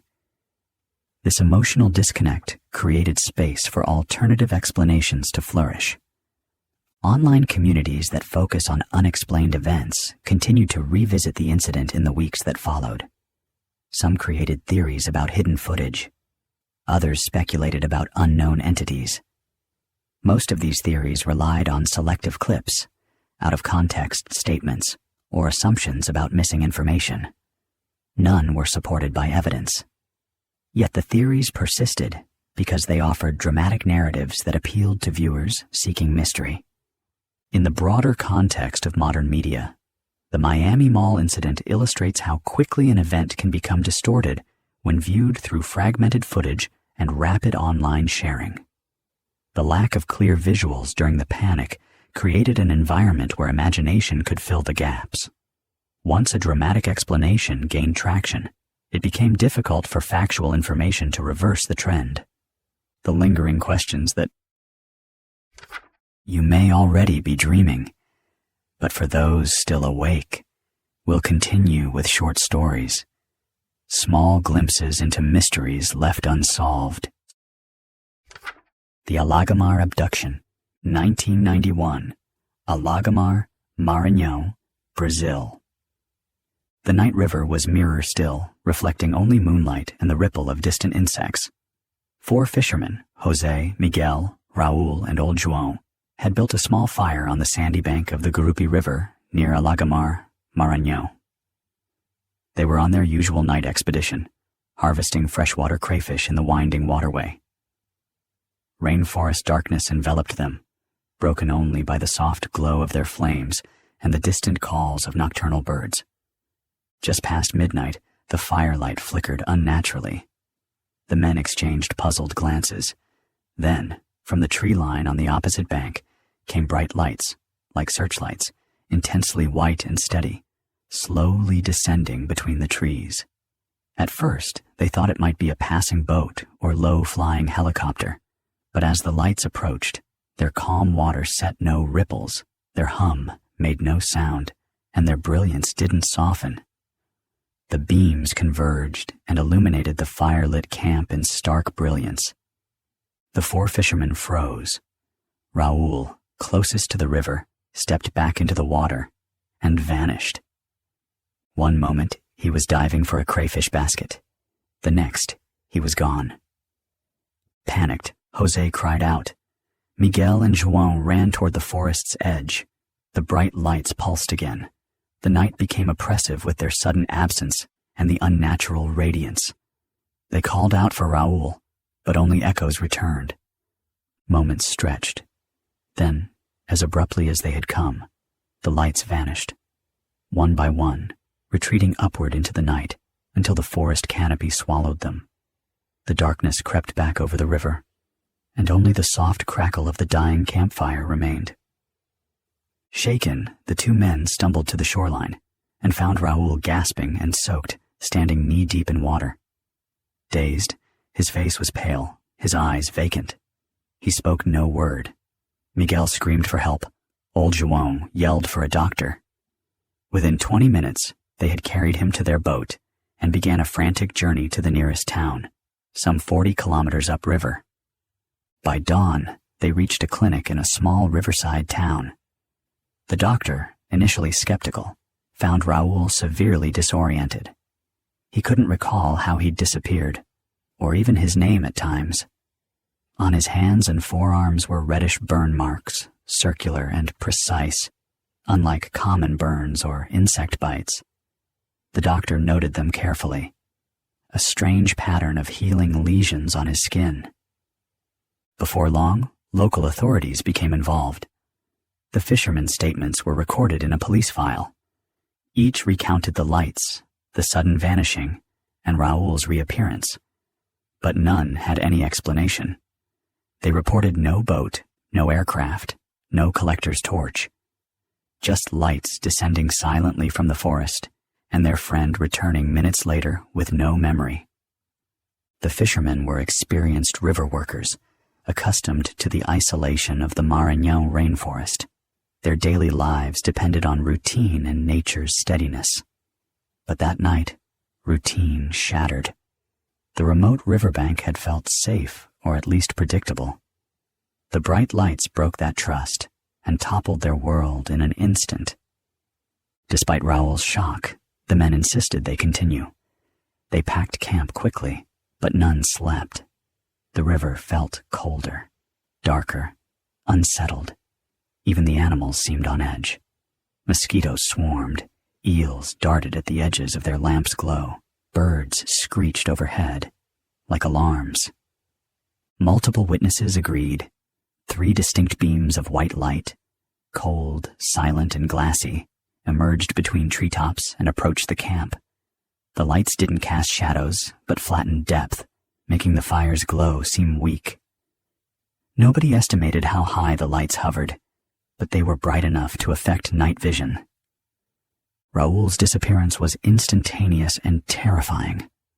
One moment he was bending over the water, the next he was gone, submerged in water, with no splash, no disturbance. He reappeared moments later, uneasy and confused. The lights pulsed once more and retreated into the forest, extinguishing as mysteriously as they had appeared. The fisherman described a sense of being scanned, watched, and protected oddly.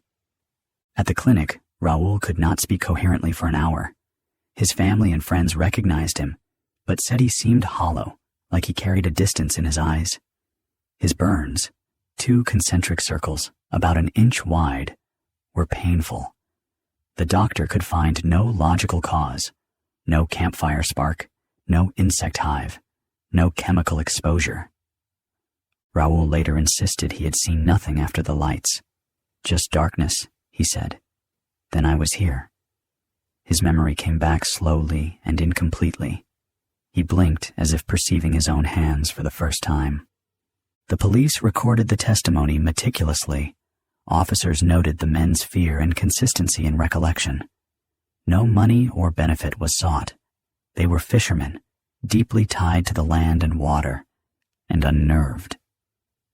Over the following weeks, Alagamar saw increased reports of strange events, bright lights over the river, disappearances of fishing nets, strange ripples in water at night. A few villagers reported hearing humming vibrations near the shore.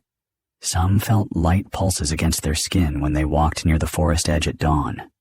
By late 1991, a Brazilian UFO research group visited the site. They documented multiple accounts of the original incident and several smaller anomalies. Soil samples from the riverbank where Raoul vanished had subtle discoloration and magnetic irregularities. though no radiation. Photographic records of the burns and of Raoul's dazed state were taken. Medical notes confirmed his acute disorientation, memory loss, and circular burns.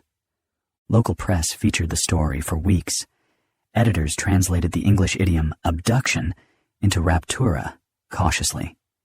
The case became a minor national curiosity, but remote enough to avoid sensational headlines.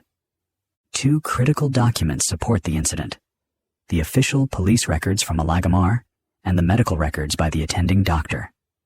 Copies circulated to UFO research groups in Brazil in the early 1990s.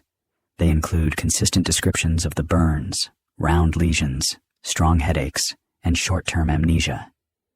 Photos of Raoul's arms and forearms, still marked after 2 weeks, exist in archived files.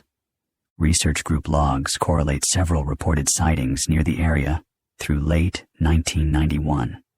None as dramatic, but consistent with bright nighttime lights above the river and forest. This case fits the archetype of wilderness abductions: isolated location, small group of non-sensational eyewitnesses, sudden disappearance and return, physical evidence, and partial memory loss. Yet it remains singular in Brazil for its credible local records and multiple witnesses who never sought publicity. The Gurupi River Basin is remote, dense, rich in biodiversity, and rarely visited at night. Yet that isolation might make it a beacon for certain phenomena. Other communities in Maranhão report seeing lights near rivers, and sometimes people report missing time. Could the natural darkness, humidity, and forest canopy focus or attract these events? Was Raoul deliberately chosen, or was his disappearance accidental collateral? Did the lights serve as drawing or scanning systems? Were they technological probes or natural anomalies responding to human settlement? Decades later, the Alagamar abduction remains largely known only to Brazilian UFO scholars. Most official agencies have not revisited the case.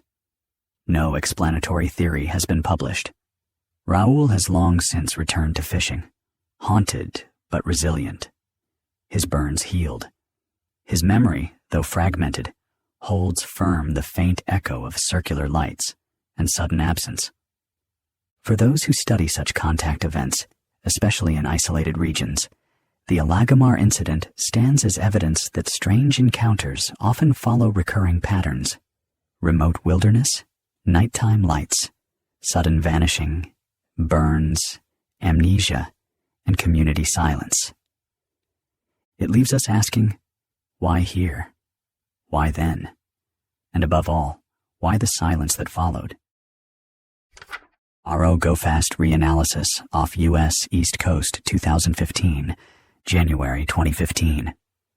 A U.S. Navy F/A-18 Super Hornet launched from a carrier operating somewhere along the eastern seaboard during routine training operations.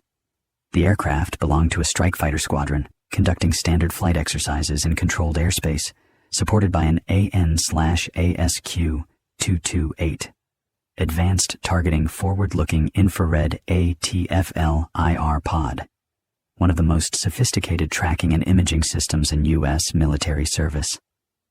Nothing about the mission suggested it would later become one of the most scrutinized infrared recordings ever released by the United States Department of Defense.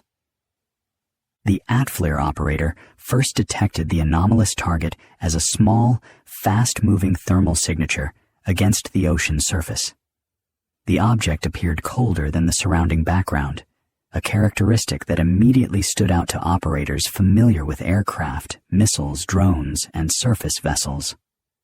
The ATFL-IR's narrow field of view struggled to lock onto the object at first as it moved rapidly across the sea at a low altitude, holding a stable course without visible wings, rotors, or propulsion exhaust.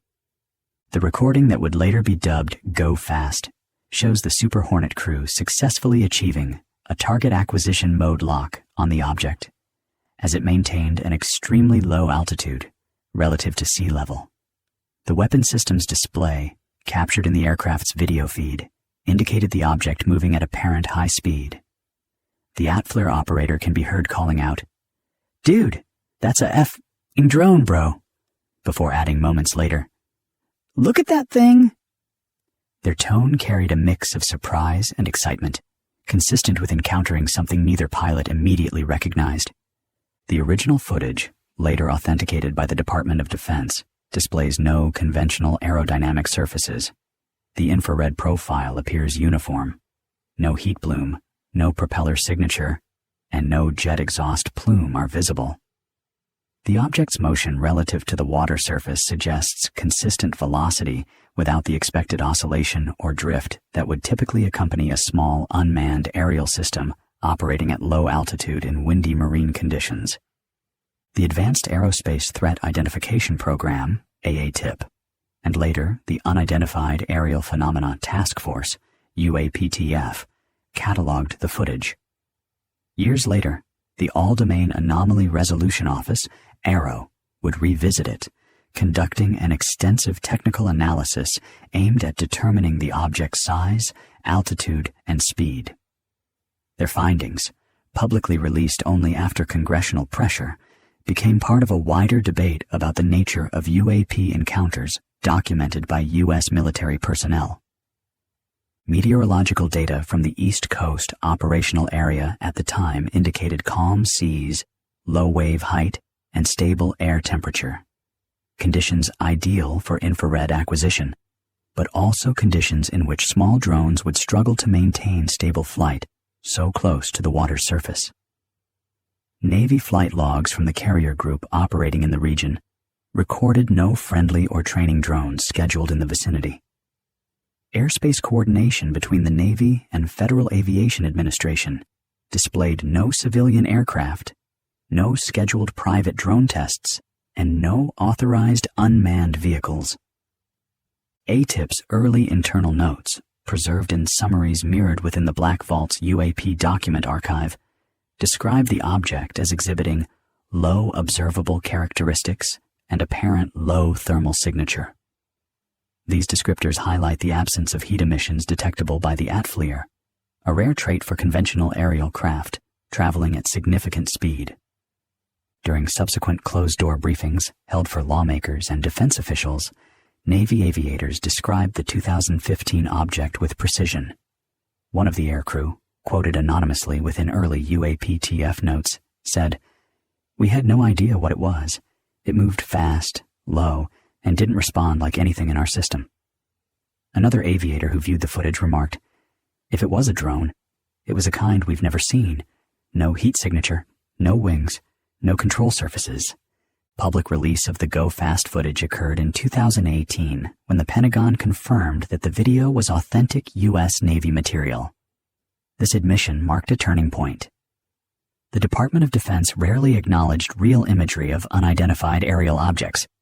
The Go Fast video, along with the contemporaneous Gimbal and FLIR-1 videos, formed the first officially sanctioned public release of previously restricted UAP recordings. Critics initially argued that the object's speed was an illusion produced by parallax, motion arising from the FA-18 flying rapidly relative to a slowly moving or stationary target. But technical examination of the ATFLIR's range data suggests the object maintained a steady forward velocity while remaining close to the water.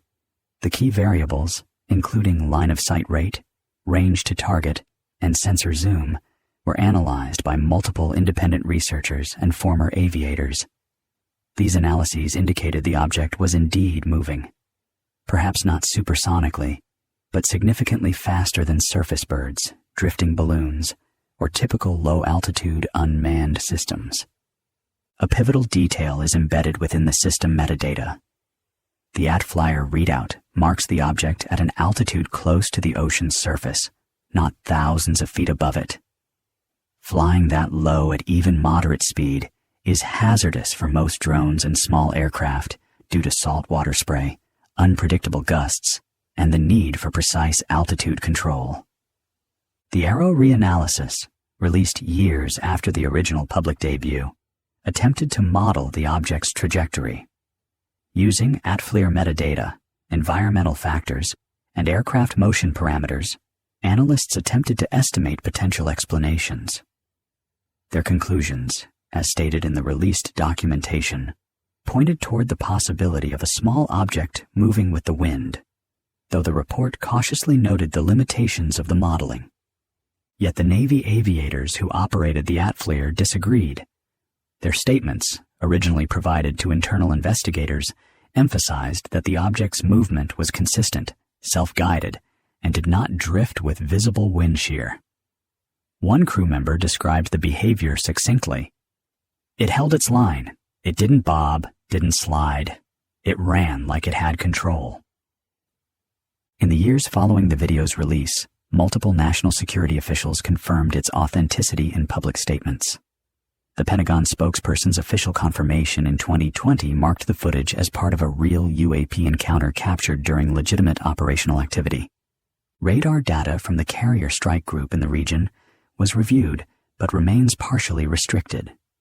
AA-tip notes indicate no correlated radar return, though infrared signatures do not always produce detectable radar traces, especially for small, low-observable craft. Oceanographic data from the National Oceanic and Atmospheric Administration, NOAA, recorded calm water temperatures and stable surface patterns. No ocean-based anomalies were detected near the time of the encounter. The object leaves no wake, no disturbance, and no shadow across the water's surface, details that analysts repeatedly referenced. Infrared imaging shows no interaction with the environment beneath it. Before the object left the Atflyer field of view, the aircrew attempted to gauge its relative speed. Their commentary reflects a mixture of confusion and recognition that the object behaved in a manner inconsistent with known aerial platforms. In one of the clearer segments of cockpit audio, the weapons systems officer remarked, "It's going against the wind. Look at that." The comment references a crucial fact. The Atflyer telemetry shows a strong headwind at altitude, yet the object appeared to move smoothly along its path, unaffected. Small drones, balloons, and most lightweight aerial systems would have been pushed significantly by the wind at that altitude. Arrow's reanalysis concluded that the object was likely a small airborne object such as a balloon or bird, but the raw data does not conclusively support such a determination. The report acknowledges the limits of Atflyer parallax interpretation and states that the analysis cannot definitively identify the object. Independent aviation engineers, former Navy pilots, and infrared imaging specialists continued to challenge the balloon hypothesis. Their reconstruction suggested that the object demonstrated controlled forward motion rather than drift. Review of the Atflyer's auto-tracking behavior indicated that the system needed a stable target with consistent forward velocity to maintain lock at long range. In the aftermath of public release, members of Congress were briefed on the Go Fast video alongside the Gimbal and FLIR 1 incidents. The briefings emphasized the Navy's growing concern over unidentified objects operating within military training ranges, areas where unauthorized aircraft pose direct safety risks. Go Fast became one example within a larger pattern: unknown objects consistently present in restricted airspace. The U.S. Navy updated its reporting guidelines soon after, encouraging pilots to document unidentified objects without fear of stigma. The original footage was then included in a series of internal reviews that shaped modern UAP reporting policy across the Department of Defense. Today, the Go Fast video remains one of the most analyzed pieces of modern military infrared footage. It is neither dismissed nor explained. Instead, it sits inside the broader UAP archive as a stable, verifiable recording of something airborne, cold, fast, consistent, and uncooperative. What endures is the clarity of the recording. A small, distant object moving over the ocean surface, tracked by one of the most advanced infrared systems in service, displaying no conventional features.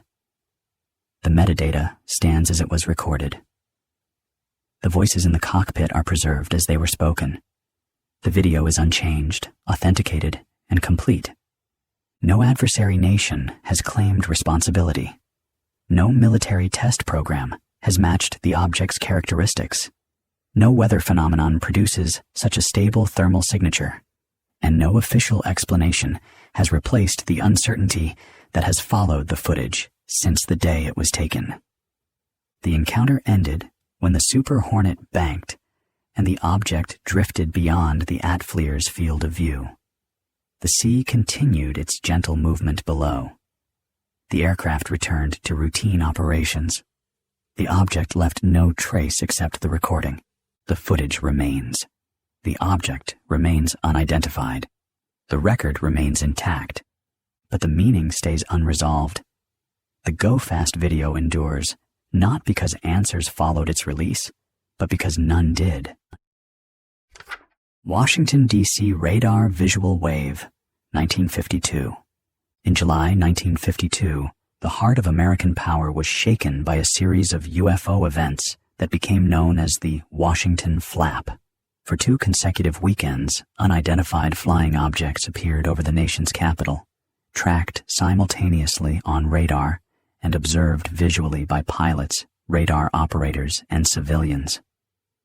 The incidents made headlines around the world and forced the U.S. Air Force into its largest public confrontation with the UFO mystery during the Project Blue Book years. It began late on the night of July 19, 1952, when radar controllers at Washington National Airport noticed something unusual on their scopes. At first, a few odd returns appeared, suggesting slow-moving aircraft where none should have been. But within minutes, the screen filled with a cluster of targets, objects moving at inconsistent speeds, sometimes hovering, then accelerating to over 600 miles per hour. The controllers checked their equipment for malfunctions, but the returns persisted, confirmed by multiple radar sets. Alarmed, they contacted Andrews Air Force Base, where controllers soon reported seeing the same unknown blips over the capital region. As radar tracked the objects, ground observers reported strange lights in the sky. Pilots flying into Washington spotted bright, maneuvering lights darting above the city. From the White House and Capitol grounds, citizens looked up to see luminous objects hovering silently, defying the air regulations that tightly controlled D.C. airspace. To have anything, let alone unidentified craft, above the seat of government was deeply alarming. The radar operators, watching the erratic movements of the unknowns, later recalled how the objects seemed to play with the controllers, appearing and disappearing with intent. By dawn, the sightings had ceased, but the unease had only just begun. The next weekend, July 26 to 27th, the phenomenon returned with even greater intensity. Again, radar at both Washington National and Andrews AFB lit up with unknown targets. Again, visual observers reported lights maneuvering over the city. This time, however, the Air Force scrambled jets to intercept. Fighter pilots raced into the night skies, vectored toward the radar returns. Yet when the jets arrived, the objects vanished from the screens. When the fighters returned to base, the blips reappeared, as though the unknowns were aware of the intercept attempts. One pilot reported chasing a bright light that outpaced his jet with ease, before disappearing into the darkness. The events caused a media storm. Headlines declared, "Saucers swarm over Capitol," and "Radar spots flying discs over Washington."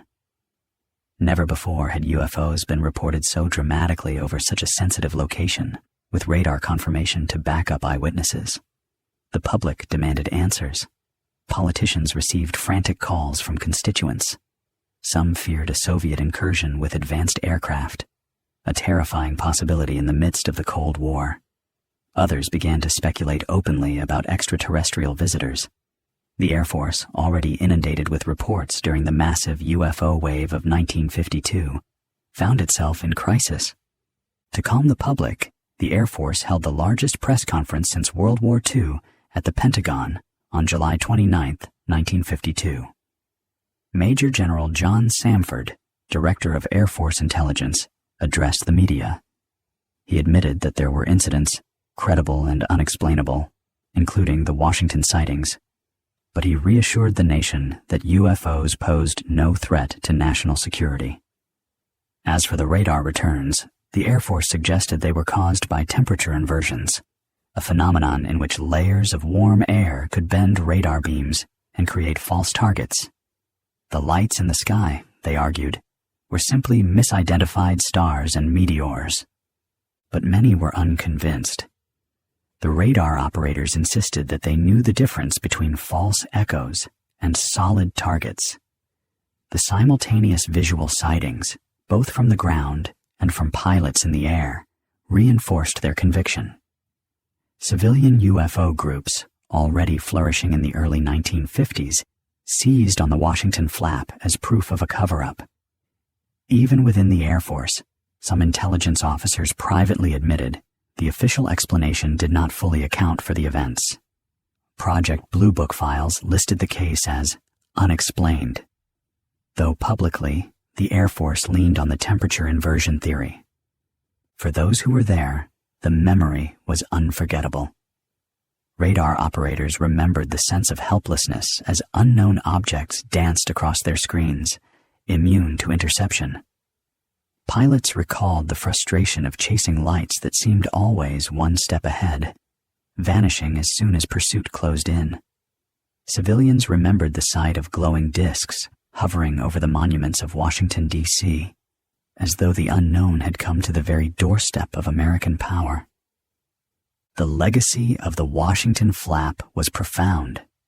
It marked the peak of public interest in UFOs in the 1950s, convincing many that the phenomenon was real and unexplained.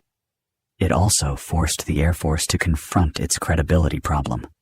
The public was no longer content with vague dismissals.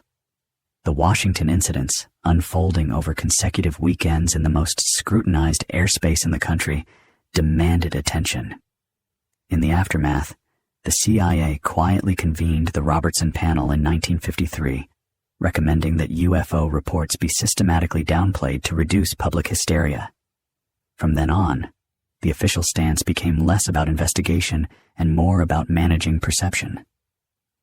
Today, the Washington flap remains one of the most dramatic episodes in UFO history. It combined radar data, visual sightings, and attempted interceptions in the skies over the nation's capital. It involved trained military personnel, civilian witnesses, and the full weight of the media, and it left behind no easy explanation. For skeptics, the temperature inversion theory offers some comfort, though it fails to explain the pilot's reports. For believers, the events stand as undeniable evidence that something extraordinary intruded into the skies over Washington. For history, the flap endures as the moment when the UFO phenomenon refused to be ignored, when glowing objects over the White House and Capitol forced the most powerful military in the world to admit that, sometimes, the skies above remain a mystery. The Edwards Air Force Base intercept, October 1965. Edwards Air Force Base, Mojave Desert, California, USA. The Mojave Desert holds its silence well after dark. At Edwards Air Force Base, surrounded by dry lake beds and dust-swept runways, the nights are still, with little more than a hum of distant wind turbines or the occasional low rumble from test flights. It's the kind of airspace where control is everything, where even the silence has a protocol. In early October 1965, something breached that control. It began with a light, small, steady, and silent, hovering low over the western edge of the base perimeter. At first glance, it might have been mistaken for a distant aircraft or even a weather balloon, but it didn't move like either. The object held its position against the wind, its glow shifting subtly from white to amber, as if adjusting to the darkness. Security personnel at Post 12, one of the western patrol points, first logged the sighting just after 9 p.m. Within 5 minutes, 2 other posts had reported the same light. It wasn't pulsing like a strobe or swaying like a flare. Instead, it maintained its place in the sky with a kind of unnatural precision, hovering over restricted airspace, well beyond the regular flight line. As the minutes passed, It began to move. The shift was subtle at first, sliding laterally, almost gliding. But then came sharp angles, movements too sudden and geometrically exact to match known aircraft. The path traced was inconsistent with any wind-driven object, and no engine noise accompanied it. At the control tower near Rogers Dry Lake, air traffic controllers stepped outside with binoculars. Maintenance crews working near Hangar 3 paused and turned their heads skyward. Multiple observers watched as the object performed a slow arc above the dry lake bed, pivoting mid-air before holding steady once again. One described it as a disk, dark at the edges, with a pale glow underneath, as if light was being emitted from within rather than reflected. Then came the call to George Air Force Base. 2 F-106 Delta Dart interceptors were scrambled without delay, vectored toward the western slope where the object had last been seen. Orders were clear. Visual confirmation only. No engagement. No locking radar. Both pilots made contact within minutes. From the air, the object appeared exactly as described. Stable, softly glowing, and completely silent. One pilot reported a dome-like shape, metallic in outline but not reflecting, as if light slid across its surface rather than bouncing off. The other noted that the object seemed to be monitoring their approach. As the jets closed in, the object rose. Not gradually, but with acceleration, no known aircraft of the time could match. It ascended vertically, then turned sharply westward and vanished over the ridgeline. Both pilots lost visual contact within seconds. No radar registered the departure. Back at the base, the incident was documented in full. Written statements were collected from tower staff, maintenance crews, ground security, and the interceptor pilots. Weather conditions were reviewed. Clear skies, light wind, no anomalies. No scheduled military or civilian aircraft were in the area. A check with the FAA confirmed nothing was aloft in the sector that night. Internal reports categorized the event as an anomalous aerial object with non-ballistic movement. A notation was made in the Air Defense Readiness Log, but no alert was issued to NORAD. Within 48 hours, an Air Force officer from Wright-Patterson arrived on site. Though the name wasn't mentioned in internal correspondence, he was affiliated with what was still, at that time, an operational wing of Project Blue Book. He interviewed the pilots privately. Observers on the ground were not re-interviewed. No forensic sweep of the airspace or runways was conducted. The report was classified as a Class D case. Unexplained, multiple corroborated visual sightings, no corresponding radar or known platform. But it never made the public summaries. Decades later, researchers accessing Air Force archives through the Freedom of Information Act, FOIA, would uncover fragments of the event. One redacted log from October 7, 1965, confirms an unscheduled flight sortie logged at 21:17 hours, designated as a Type 3 scramble, code for visual intercept based on on-ground reports. A brief radar technician note, declassified years later, states, visual confirmation by tower and patrol. Object non-reflective. Maneuvers inconsistent with fixed wing or rotary platforms. Radar negative. No secondary emissions. In an internal memo dated October 9, 1965, a base intelligence officer wrote, the object demonstrated controlled movement and significant acceleration beyond our known test parameters. No evidence of adversarial platform or unauthorized incursion. Recommend no further dissemination beyond immediate command. There was no press release, no official public mention. For years, the incident remained sealed.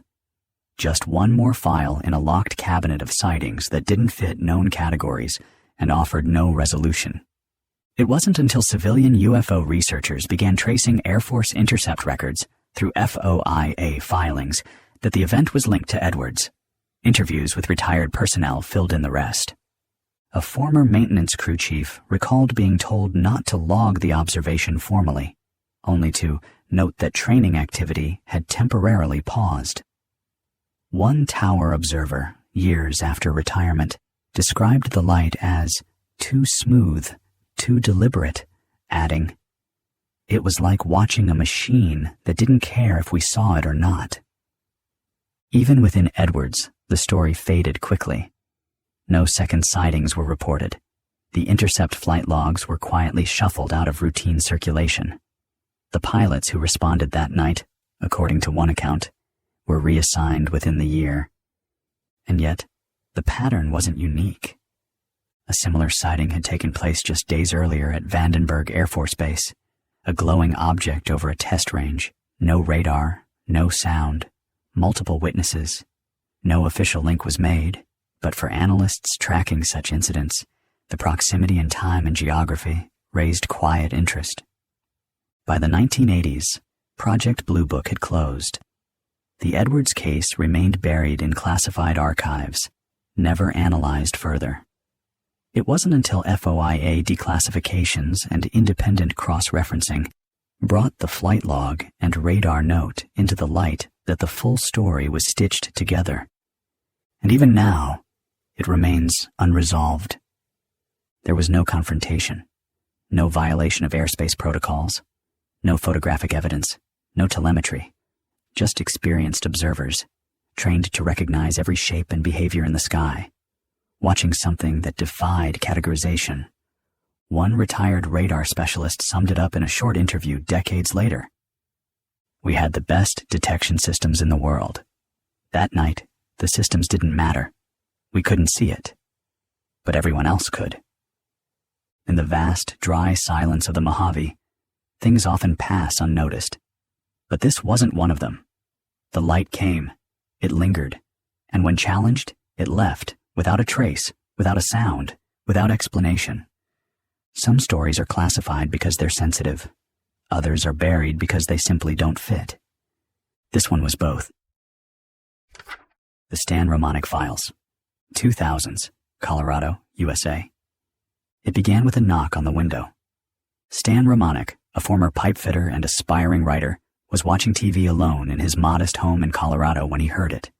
A tapping, rhythmic, intentional. He paused, muted the television, and leaned toward the sound. Nothing. Then it came again. When he pulled back the curtain, he saw it. A figure, not tall, slender, pale gray skin and oversized black almond-shaped eyes.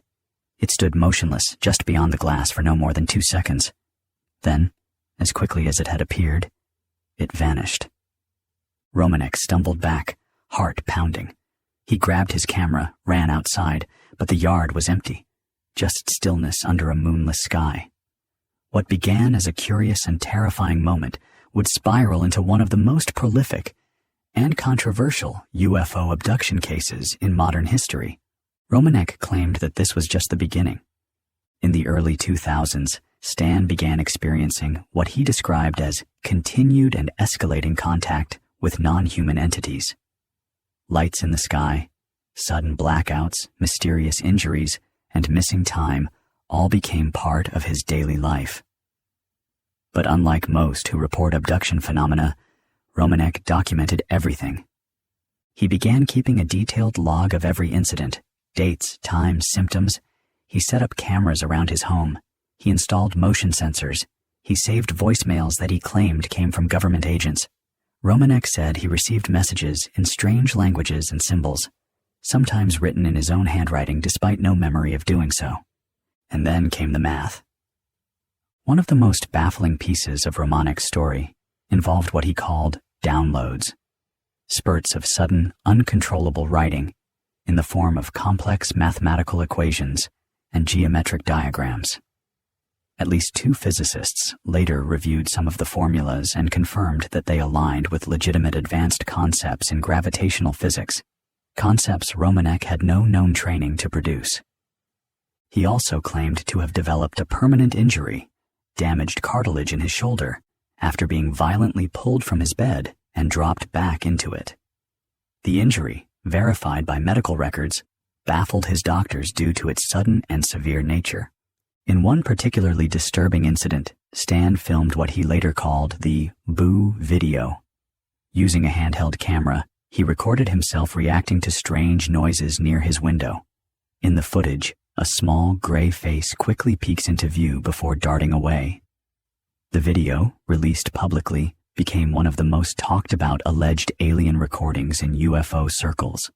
Skeptics pounced, calling it a hoax, but others found it too unsettling and too well-timed to be easily dismissed.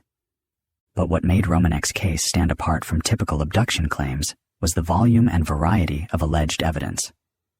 Over the course of nearly a decade, he amassed photographs of strange lights in the sky over Colorado and Nebraska, video recordings of anomalous craft hovering near his home, electronic interference and mysterious power surges, phone calls with synthetic mechanical voices warning him to stop speaking publicly, reports of unmarked black vans parked outside his home for days at a time, eyewitness accounts from family and neighbors who corroborated seeing strange lights and unexplained figures near his property. One of the more chilling pieces of footage came from a home surveillance camera in which Romanek appears to be levitating out of bed, his body rising several inches off the mattress before slumping back down. During a 2003 appearance on NBC's The Jane Pauley Show, Romanek collapsed live on set after an emotional retelling of his experience. Backstage footage later showed him disoriented, sweating, and struggling to regain awareness. But as attention grew, so did scrutiny. Skeptics and debunkers soon launched deep investigations into Romanek's background, character, and methods. Some noted that the alien voices left on his voicemail were easy to reproduce with voice modulation software. Others claimed that the Boo video could have been made with a puppet and clever lighting. Several UFO researchers who had once supported Romanek eventually distanced themselves, citing inconsistencies in his timelines, contradictions in his own interviews, and possible embellishment. One even suggested that Romanek had too much evidence, that the sheer volume made it less credible, not more. Still, Romanek's defenders pointed to the variety and complexity of the documentation, arguing that no single person could fabricate such an intricate web of physical, audio, and video evidence without help or motive. In 2009, Romanek took a polygraph test for a documentary film crew. The results were inconclusive. When asked about faking alien contact, his responses showed signs of deception. But Romanek later claimed that the stress of the test, combined with threats he said he had received before the interview, affected the outcome. Then, the controversy escalated into something much darker. In 2014, police executed a search warrant on Romanek's home. He was later charged with possession of child pornography. The trial gained national media attention and deeply polarized public opinion. Romanek pleaded not guilty, insisting the materials had been planted by government agents in retaliation for his UFO disclosures. His home computer had reportedly been hacked multiple times, and Romanek claimed that malware had been used to remotely access and upload illicit files without his knowledge. However, a jury ultimately convicted him in 2017. He received 2 years of intensive supervised probation and was required to register as a sex offender.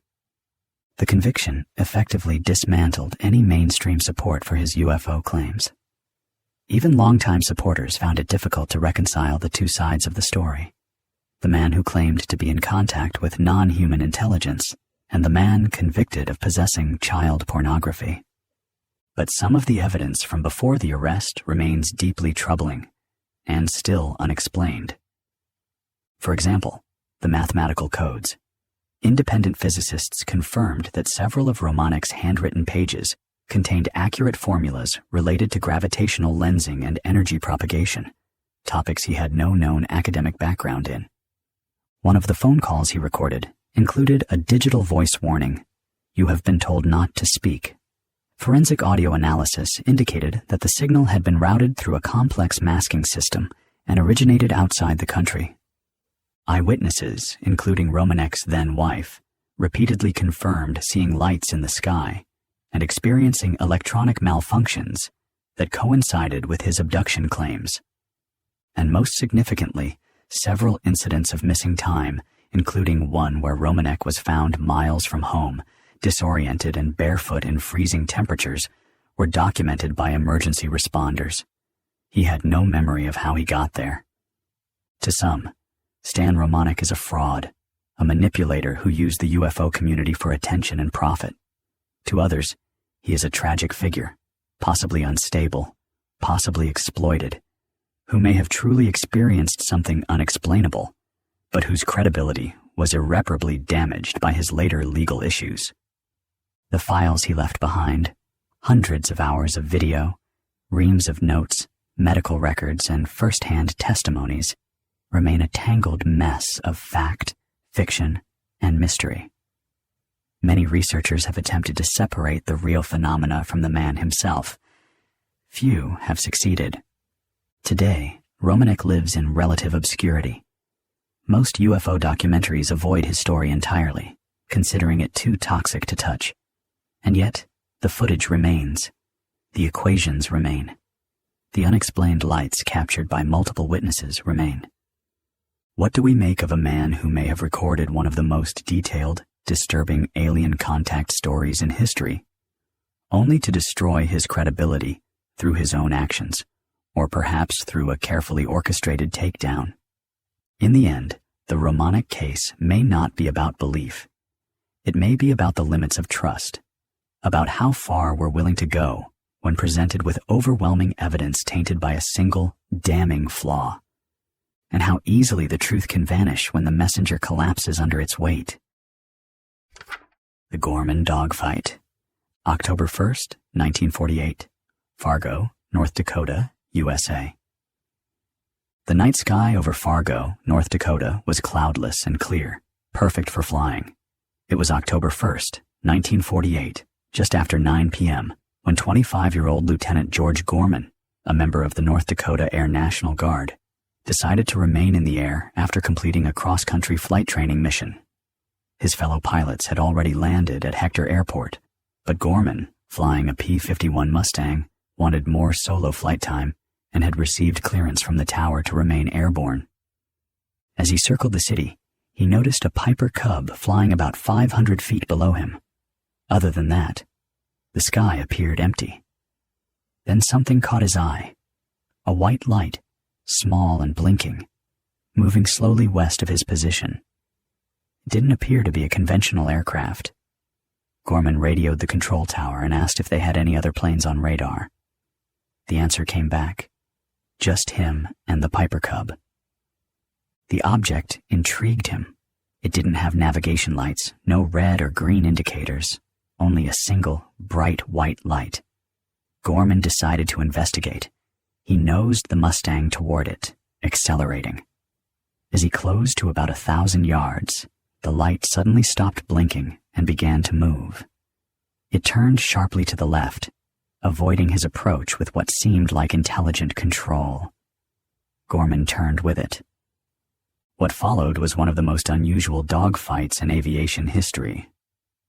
The white light picked up speed, and Gorman matched it. The object made a sharp climb, so Gorman followed. He pushed his Mustang to the limit, nearly 400 miles per hour, but the object stayed ahead, always out of reach. At 7,000 feet, the object turned and rushed toward him head-on. Gorman braced for impact, but at the last moment the light shot above his plane, missing him by about 500 feet. Unshaken, Gorman turned again and tried to climb with it, but when the object reached 14,000 feet, his plane stalled. The light continued upward, silent and steady, before vanishing into the darkness above. The aerial chase had lasted 27 minutes. During that time, Gorman said the object displayed speed, maneuverability, and agility far beyond anything he had encountered, even during combat. It turned sharper, climbed faster, and seemed to anticipate his movements. He believed firmly that there was intelligence behind its actions. At the Fargo control tower, 2 air traffic controllers had also observed the strange light. So did the pilot and passenger of the Piper Cub, who had landed during the event and stepped into the tower to watch the spectacle. All of them confirmed seeing the light maneuvering independently, matching Gorman's account in real time. When Gorman landed, he was visibly shaken and reported feeling disoriented. But he immediately filed a report with his commanding officers, and within days, the United States Air Force dispatched investigators from Project Sign, the first official military program dedicated to the study of unidentified flying objects. The investigation began with interviews. Gorman, the air traffic controllers, and the Piper Cub pilot were all questioned separately. All their accounts aligned. Investigators then examined Gorman's P-51 with a Geiger counter and found it emitted slightly higher than normal radiation readings. Though this data was later deemed inconclusive, at the time, it raised eyebrows. Project Sign worked through the list of possible explanations. Weather balloons. None were released that night. Misidentified aircraft. No other aircraft had been cleared to fly in the area. Celestial bodies? Jupiter was visible, but not in the direction Gorman described. Investigators were perplexed. Eventually, the Air Force published a report suggesting that Gorman may have encountered a lighted weather balloon and had become disoriented during the chase. They speculated that the maneuvers were illusions caused by changes in perspective and high-speed flight. But Gorman rejected this explanation outright. In a formal statement, he said, "I am convinced that there was thought behind its maneuvers. I was not hallucinating. It was not a balloon. The object was under intelligent control." He described how it responded to his actions, dodged him, climbed faster than his aircraft could manage, and executed turns no known object could perform. Even more curious was the behavior of the light itself. It had no structure, no wings, no fuselage, no sound. It didn't wobble like a balloon or flicker like a flare. It maintained a perfect glow, controlled acceleration, and deliberate motion. It never once faltered. The case was kept open but quietly deprioritized in the following months. Project Sign, later replaced by Project Grudge, and eventually Project Blue Book, would continue to catalog the incident. Still, official statements leaned toward conventional explanations, despite lacking any definitive one. Yet within military and aviation circles, the Gorman dogfight took on legendary status. Here was a highly trained, respected pilot with combat experience, flying one of the best fighter aircraft of the time. He wasn't a civilian or a fantasist. He chased the object with full engagement and described it with detail and precision. And he wasn't alone. There were multiple ground witnesses who saw the same thing. The most disturbing aspect, according to later analysts, was that Gorman had been outmaneuvered. His aircraft, capable of tight turns and rapid climbs, was no match for the glowing orb. It performed with surgical precision, without sound or exhaust, and accelerated upward into the sky beyond his reach. Years later, when interviewed again, Gorman stuck to his account. He never sought publicity. He didn't write a book. He simply maintained that he had encountered something beyond explanation that night, and he wasn't alone in witnessing it. The U.S. Air Force never reopened the case. While the weather balloon explanation remained the official verdict, it never convinced those who studied the incident closely. There was no debris, no malfunction, no mistaken identity. The object had come, danced with a fighter plane, and disappeared into the sky. The Gorman dogfight remains one of the most compelling aerial encounters in UFO history. It involved a skilled pilot, military investigation, and multiple witnesses. No amount of debunking could erase the fact that something strange and unexplained had occurred over Fargo in 1948.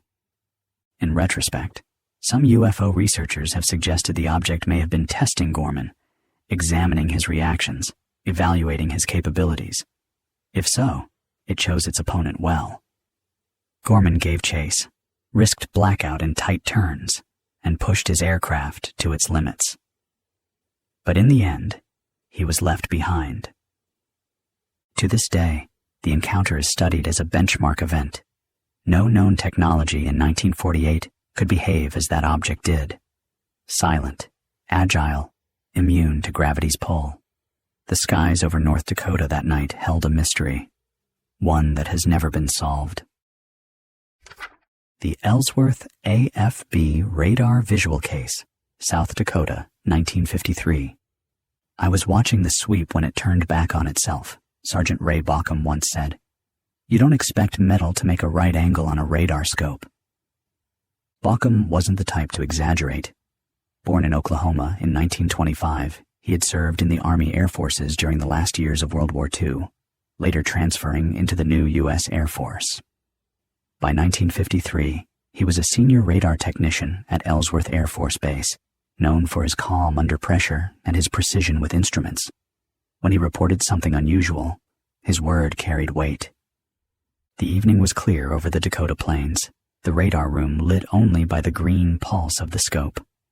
A little after 8 o'clock, Bauckham saw a solid return appear roughly 10 miles northeast of the base. The target moved west-southwest at about 12,000 feet, steady and sharp. Moments later it reversed course abruptly, maintaining altitude and speed. Bauckham double-checked his equipment, then called Ground Control Intercept in Rapid City. Their radar showed the same return. Within another minute, the Black Hawk station confirmed it as well. 3 separate scopes now tracked one object behaving in a way no known aircraft could. Ellsworth Command ordered an intercept. At 8:12 p.m., 2 F-94C Starfire jets from the 54th Fighter Interceptor Squadron lifted off, guided toward the target. For a short time, the interceptor's onboard radar locked on before contact broke. On the ground, operators saw the unknown shift position and close in behind one of the jets. In the cockpit, Lieutenant Hale McClure radioed, "Control, I've got a bogey on my 6, no visual, no tone."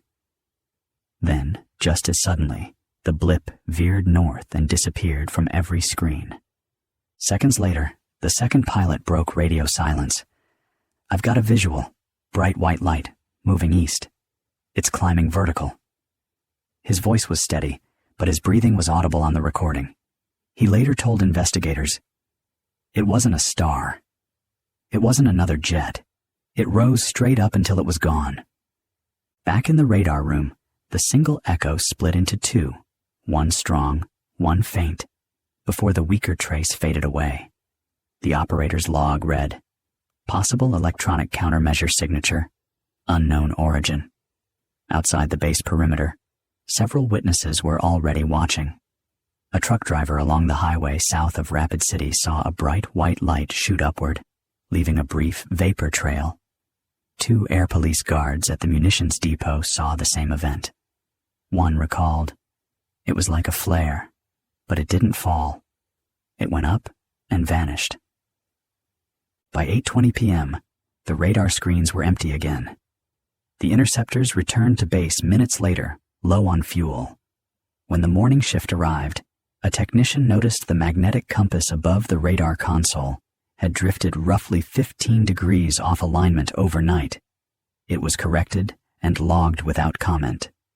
Project Blue Book reviewed the incident and, on August 12th, filed its familiar verdict. Unidentified. Insufficient data. That might have been the end, but Bauckham never forgot. When NIGCAP reopened Cold War radar cases in the 1960s, he gave a sworn statement. "That return was solid," he said. "We knew the difference between weather and a target. This one was deliberate." His original notebook survived, the paper yellowed at the edges. In the margin beside the final entry, he had written, "Visual confirmed. Air Force took film." The film, automatically exposed during radar tracking, was removed from Ellsworth within days by visiting Air Force intelligence officers and never returned.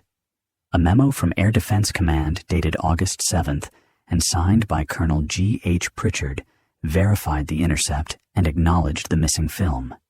But the document itself remained classified for years. When NIGCAP's radar consultant, engineer Gordon Thayer, analyzed the data for the UFO Evidence 1964, he calculated that the object's turn rate implied an acceleration exceeding 15 times gravity, with a climb rate near 40,000 feet per minute, beyond any known aircraft of that decade. The target was solid, Thayer wrote. Its motion was controlled and deliberate. The Ellsworth incident didn't stand alone.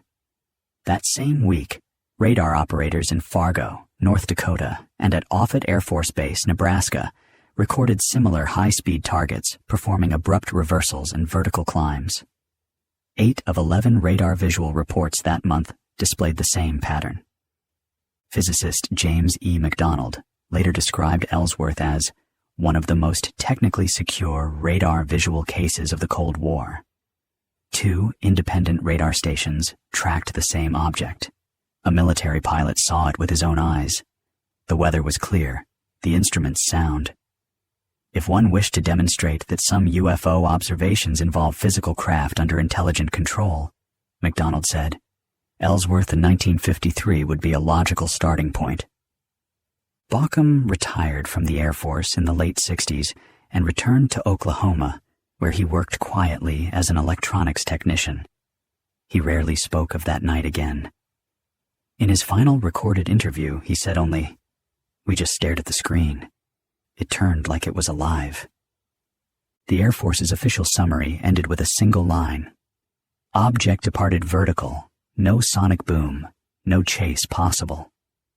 Every time I read it, I think of that dim radar room at Ellsworth, the soft hum of the equipment, the glow of the scope, and a career airman watching a blip perform the impossible. For a few minutes on a clear summer night in 1953, the sky above South Dakota carried something unknown, and Sergeant Ray Bauckham was the first to see it. In later years, the Ellsworth file became a quiet cornerstone within NICAP's archives, not for sensational claims, but for its technical integrity. The radar data, the simultaneous visual confirmation, and the trained witnesses placed it among the most defensible cases ever logged by the organization. When the UFO evidence was published in 1964, the Ellsworth event appeared in its radar visual chapter under Case 2-3. The analysis highlighted the precision of Bauckham's observation and the confirmed coordination between 3 radar stations. For engineers, it represented the ideal test case: clean weather, verified returns, and measurable performance beyond aircraft limits. The classified Air Defense Command memo remained sealed until the mid-1970s, when portions were quietly declassified through Freedom of Information requests. The released pages confirmed the intercept, the radar film removal, and the absence of further investigation. Nothing in the memo offered an explanation. Bauckham never sought attention for it. When contacted by researchers in the late 1960s, he described himself as a technician, not a storyteller. He kept his original notebook until his death in 1987, and it was later donated to a small aviation museum in Tulsa. The pages still bear the faint smudge of his pencil line under the word deliberate. For historians of the era, the Ellsworth case remains a perfect paradox, fully documented, fully witnessed, and still unexplained. NICAP listed it as radar visual, multi-station confirmation, object under intelligent control. Today, the file rests among hundreds of others from the early Cold War, its edges worn from handling. And though decades have passed, that one phrase from the Air Force summary still defines it. Object departed vertical, no chase possible. For NICAP, it was never about the chase. It was about the return, a single trace on a scope, turning sharply against all reason and vanishing into history. White Sands Radar Film, 1951, White Sands, New Mexico. The return moved too cleanly to be noise. We watched it cross the screen like it had somewhere to be. Range Technician E. McAllister, Instrumentation Room Log, June 1951. In the early summer of 1951, the tracking stations scattered across the White Sands Missile Range were settling into their nightly routine. The desert air had cooled after sunset, leaving the basin silent except for the faint hum of generators feeding the instrumentation buildings and the occasional distant rumble of a test vehicle being repositioned for the next day. It was during one of these quiet evenings that a radar return appeared on a tracking scope, a return that would later be preserved in NICAP's files as one of the earliest technical recordings of an unidentified object over the American Southwest. The sighting began just after 9:15 p.m. when McAllister and two other technicians were running calibration sweeps ahead of a scheduled test involving a small subsonic drone vehicle. The purpose of the sweep was routine: verify tracking sensitivity, confirm antenna alignment, and prepare the range for the following morning's flight path. According to the instrumentation log, the radar system was operating normally, with no interference noted and no abnormal atmospheric propagation reported. The technicians later emphasized this point, writing that the equipment had stabilized without fluctuation prior to the appearance of the unknown target. The return appeared at a distance inconsistent with any planned activity. It emerged on the eastern edge of the scope as a small but clear pip, moving westward across the range at a velocity estimated well above that of the drone scheduled for the next day. McAllister later described the initial reaction. "We checked the sweep twice, then the gain. Nothing changed. The target stayed clean." The technicians watched as the return maintained a steady speed, covering several miles in seconds, then shifting direction in a sharp angular turn without diminishing in amplitude. In the radar film captured that night, a thin strip of 35mm used for routine documentation, the unknown return moves with a precision that stood out immediately. The technicians replayed the film several times before adding a notation to the log indicating that the target executed non-ballistic turn at high rate.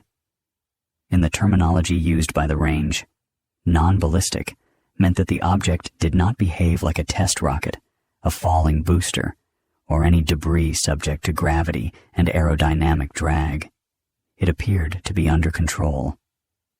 Meanwhile, outside the instrumentation building, two range observation crews were monitoring weather balloons launched at timed intervals for atmospheric sampling.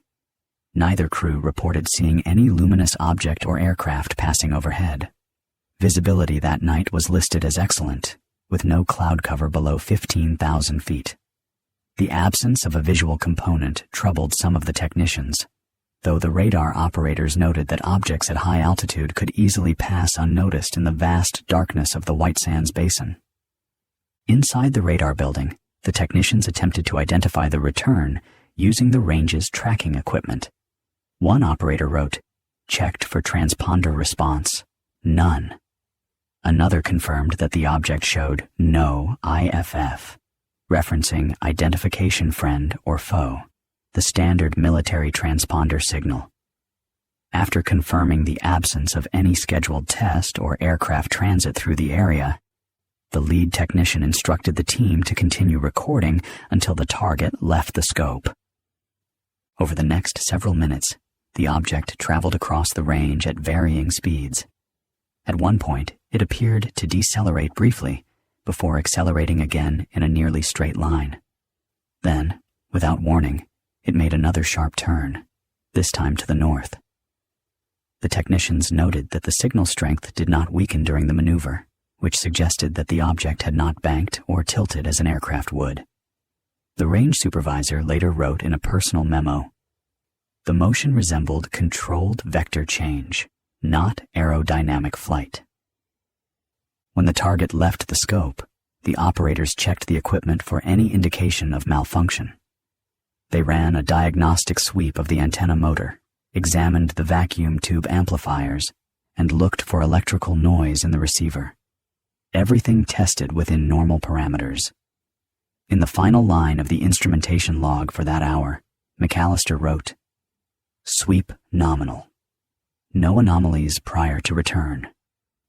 The radar film was submitted along with routine technical data to the range analysis office the next morning. At first, the event did not receive special attention. Unusual radar returns were not unheard of in a region filled with experimental activity and atmospheric tests. But when analysts reviewed the film more closely, they noted that the object's track did not match any known experimental vehicle. nor did its behavior correspond to any recorded atmospheric phenomenon. According to the later NICAP summary, the analysts focused on the object's apparent controlled trajectory. They underlined the turn that occurred midway through the track, a turn which showed no sign of drift or arc. The line on the film shifted almost instantaneously, forming an angle too sharp for conventional aircraft or ballistic objects. Instrumentation records from that period show that the radar in use at White Sands operated at a frequency that allowed precise tracking within the range confines. Operators were trained to identify false echoes caused by terrain, weather, or electronic interference. None of the signatures associated with those anomalies appeared on the film. One range engineer wrote in a margin, "Not a ground return, not side lobe, not weather." His notes became part of the final report forwarded to the base's operations office. NICAP obtained the case materials several years later through informal correspondence with personnel associated with the range. The organization's analysts were drawn to the technical clarity of the event. Unlike many visual sightings, the White Sands case involved instrumentation data, timing records, and a physical film strip documenting the object's motion. NICAP's internal file described the case as early technical evidence and noted that the radar return displayed coherent motion inconsistent with known test activity. One feature highlighted in the NICAP compilation was the absence of radar blooming, or signal distortion. Many radar artifacts appear as irregular, unstable signals that fluctuate in size or shape. The return captured that night remained steady throughout its track. A NICAP analyst added a small note near the bottom of the summary. "Return stable. Suggests discrete object." This understated comment, characteristic of the organization's cautious archival style, became one of the key observations preserved in the file. Another aspect of interest was the object's speed. While the technicians did not calculate an exact velocity during the event, later reconstruction based on range markers indicated that the object traveled several miles in less than a second during one of its maneuvers. The analyst who performed this estimate wrote, "Velocity exceeds known test vehicles." This was not labeled as conclusive evidence of anything unusual, simply a numerical comparison. NICAP's final summary on the case was brief, reflecting the limited but solid nature of the information.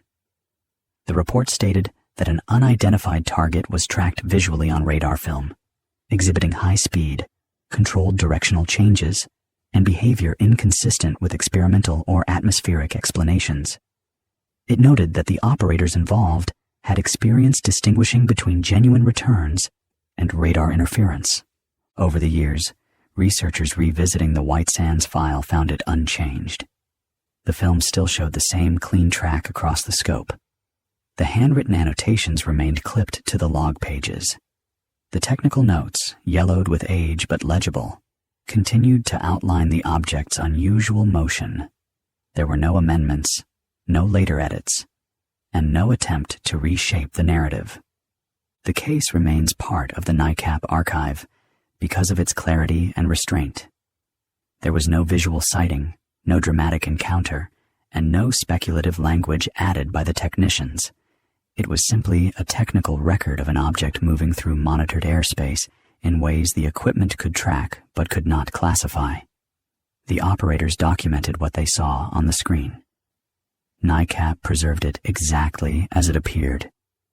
The White Sands radar film stands as a quiet entry in the history of aerial observation, a moment when trained personnel watched a target move with precision and speed that did not fit the patterns they knew. The desert around them was still, the equipment steady, and the object's track clean. It passed across the range, changed direction twice, and left no trace except the thin line recorded on film and the brief notes written by men who understood their instruments and trusted what they saw. From the mysterious skies to the hidden files, we'll be back tomorrow with more. Support Dreams of Disclosure by liking this video and subscribing for daily content.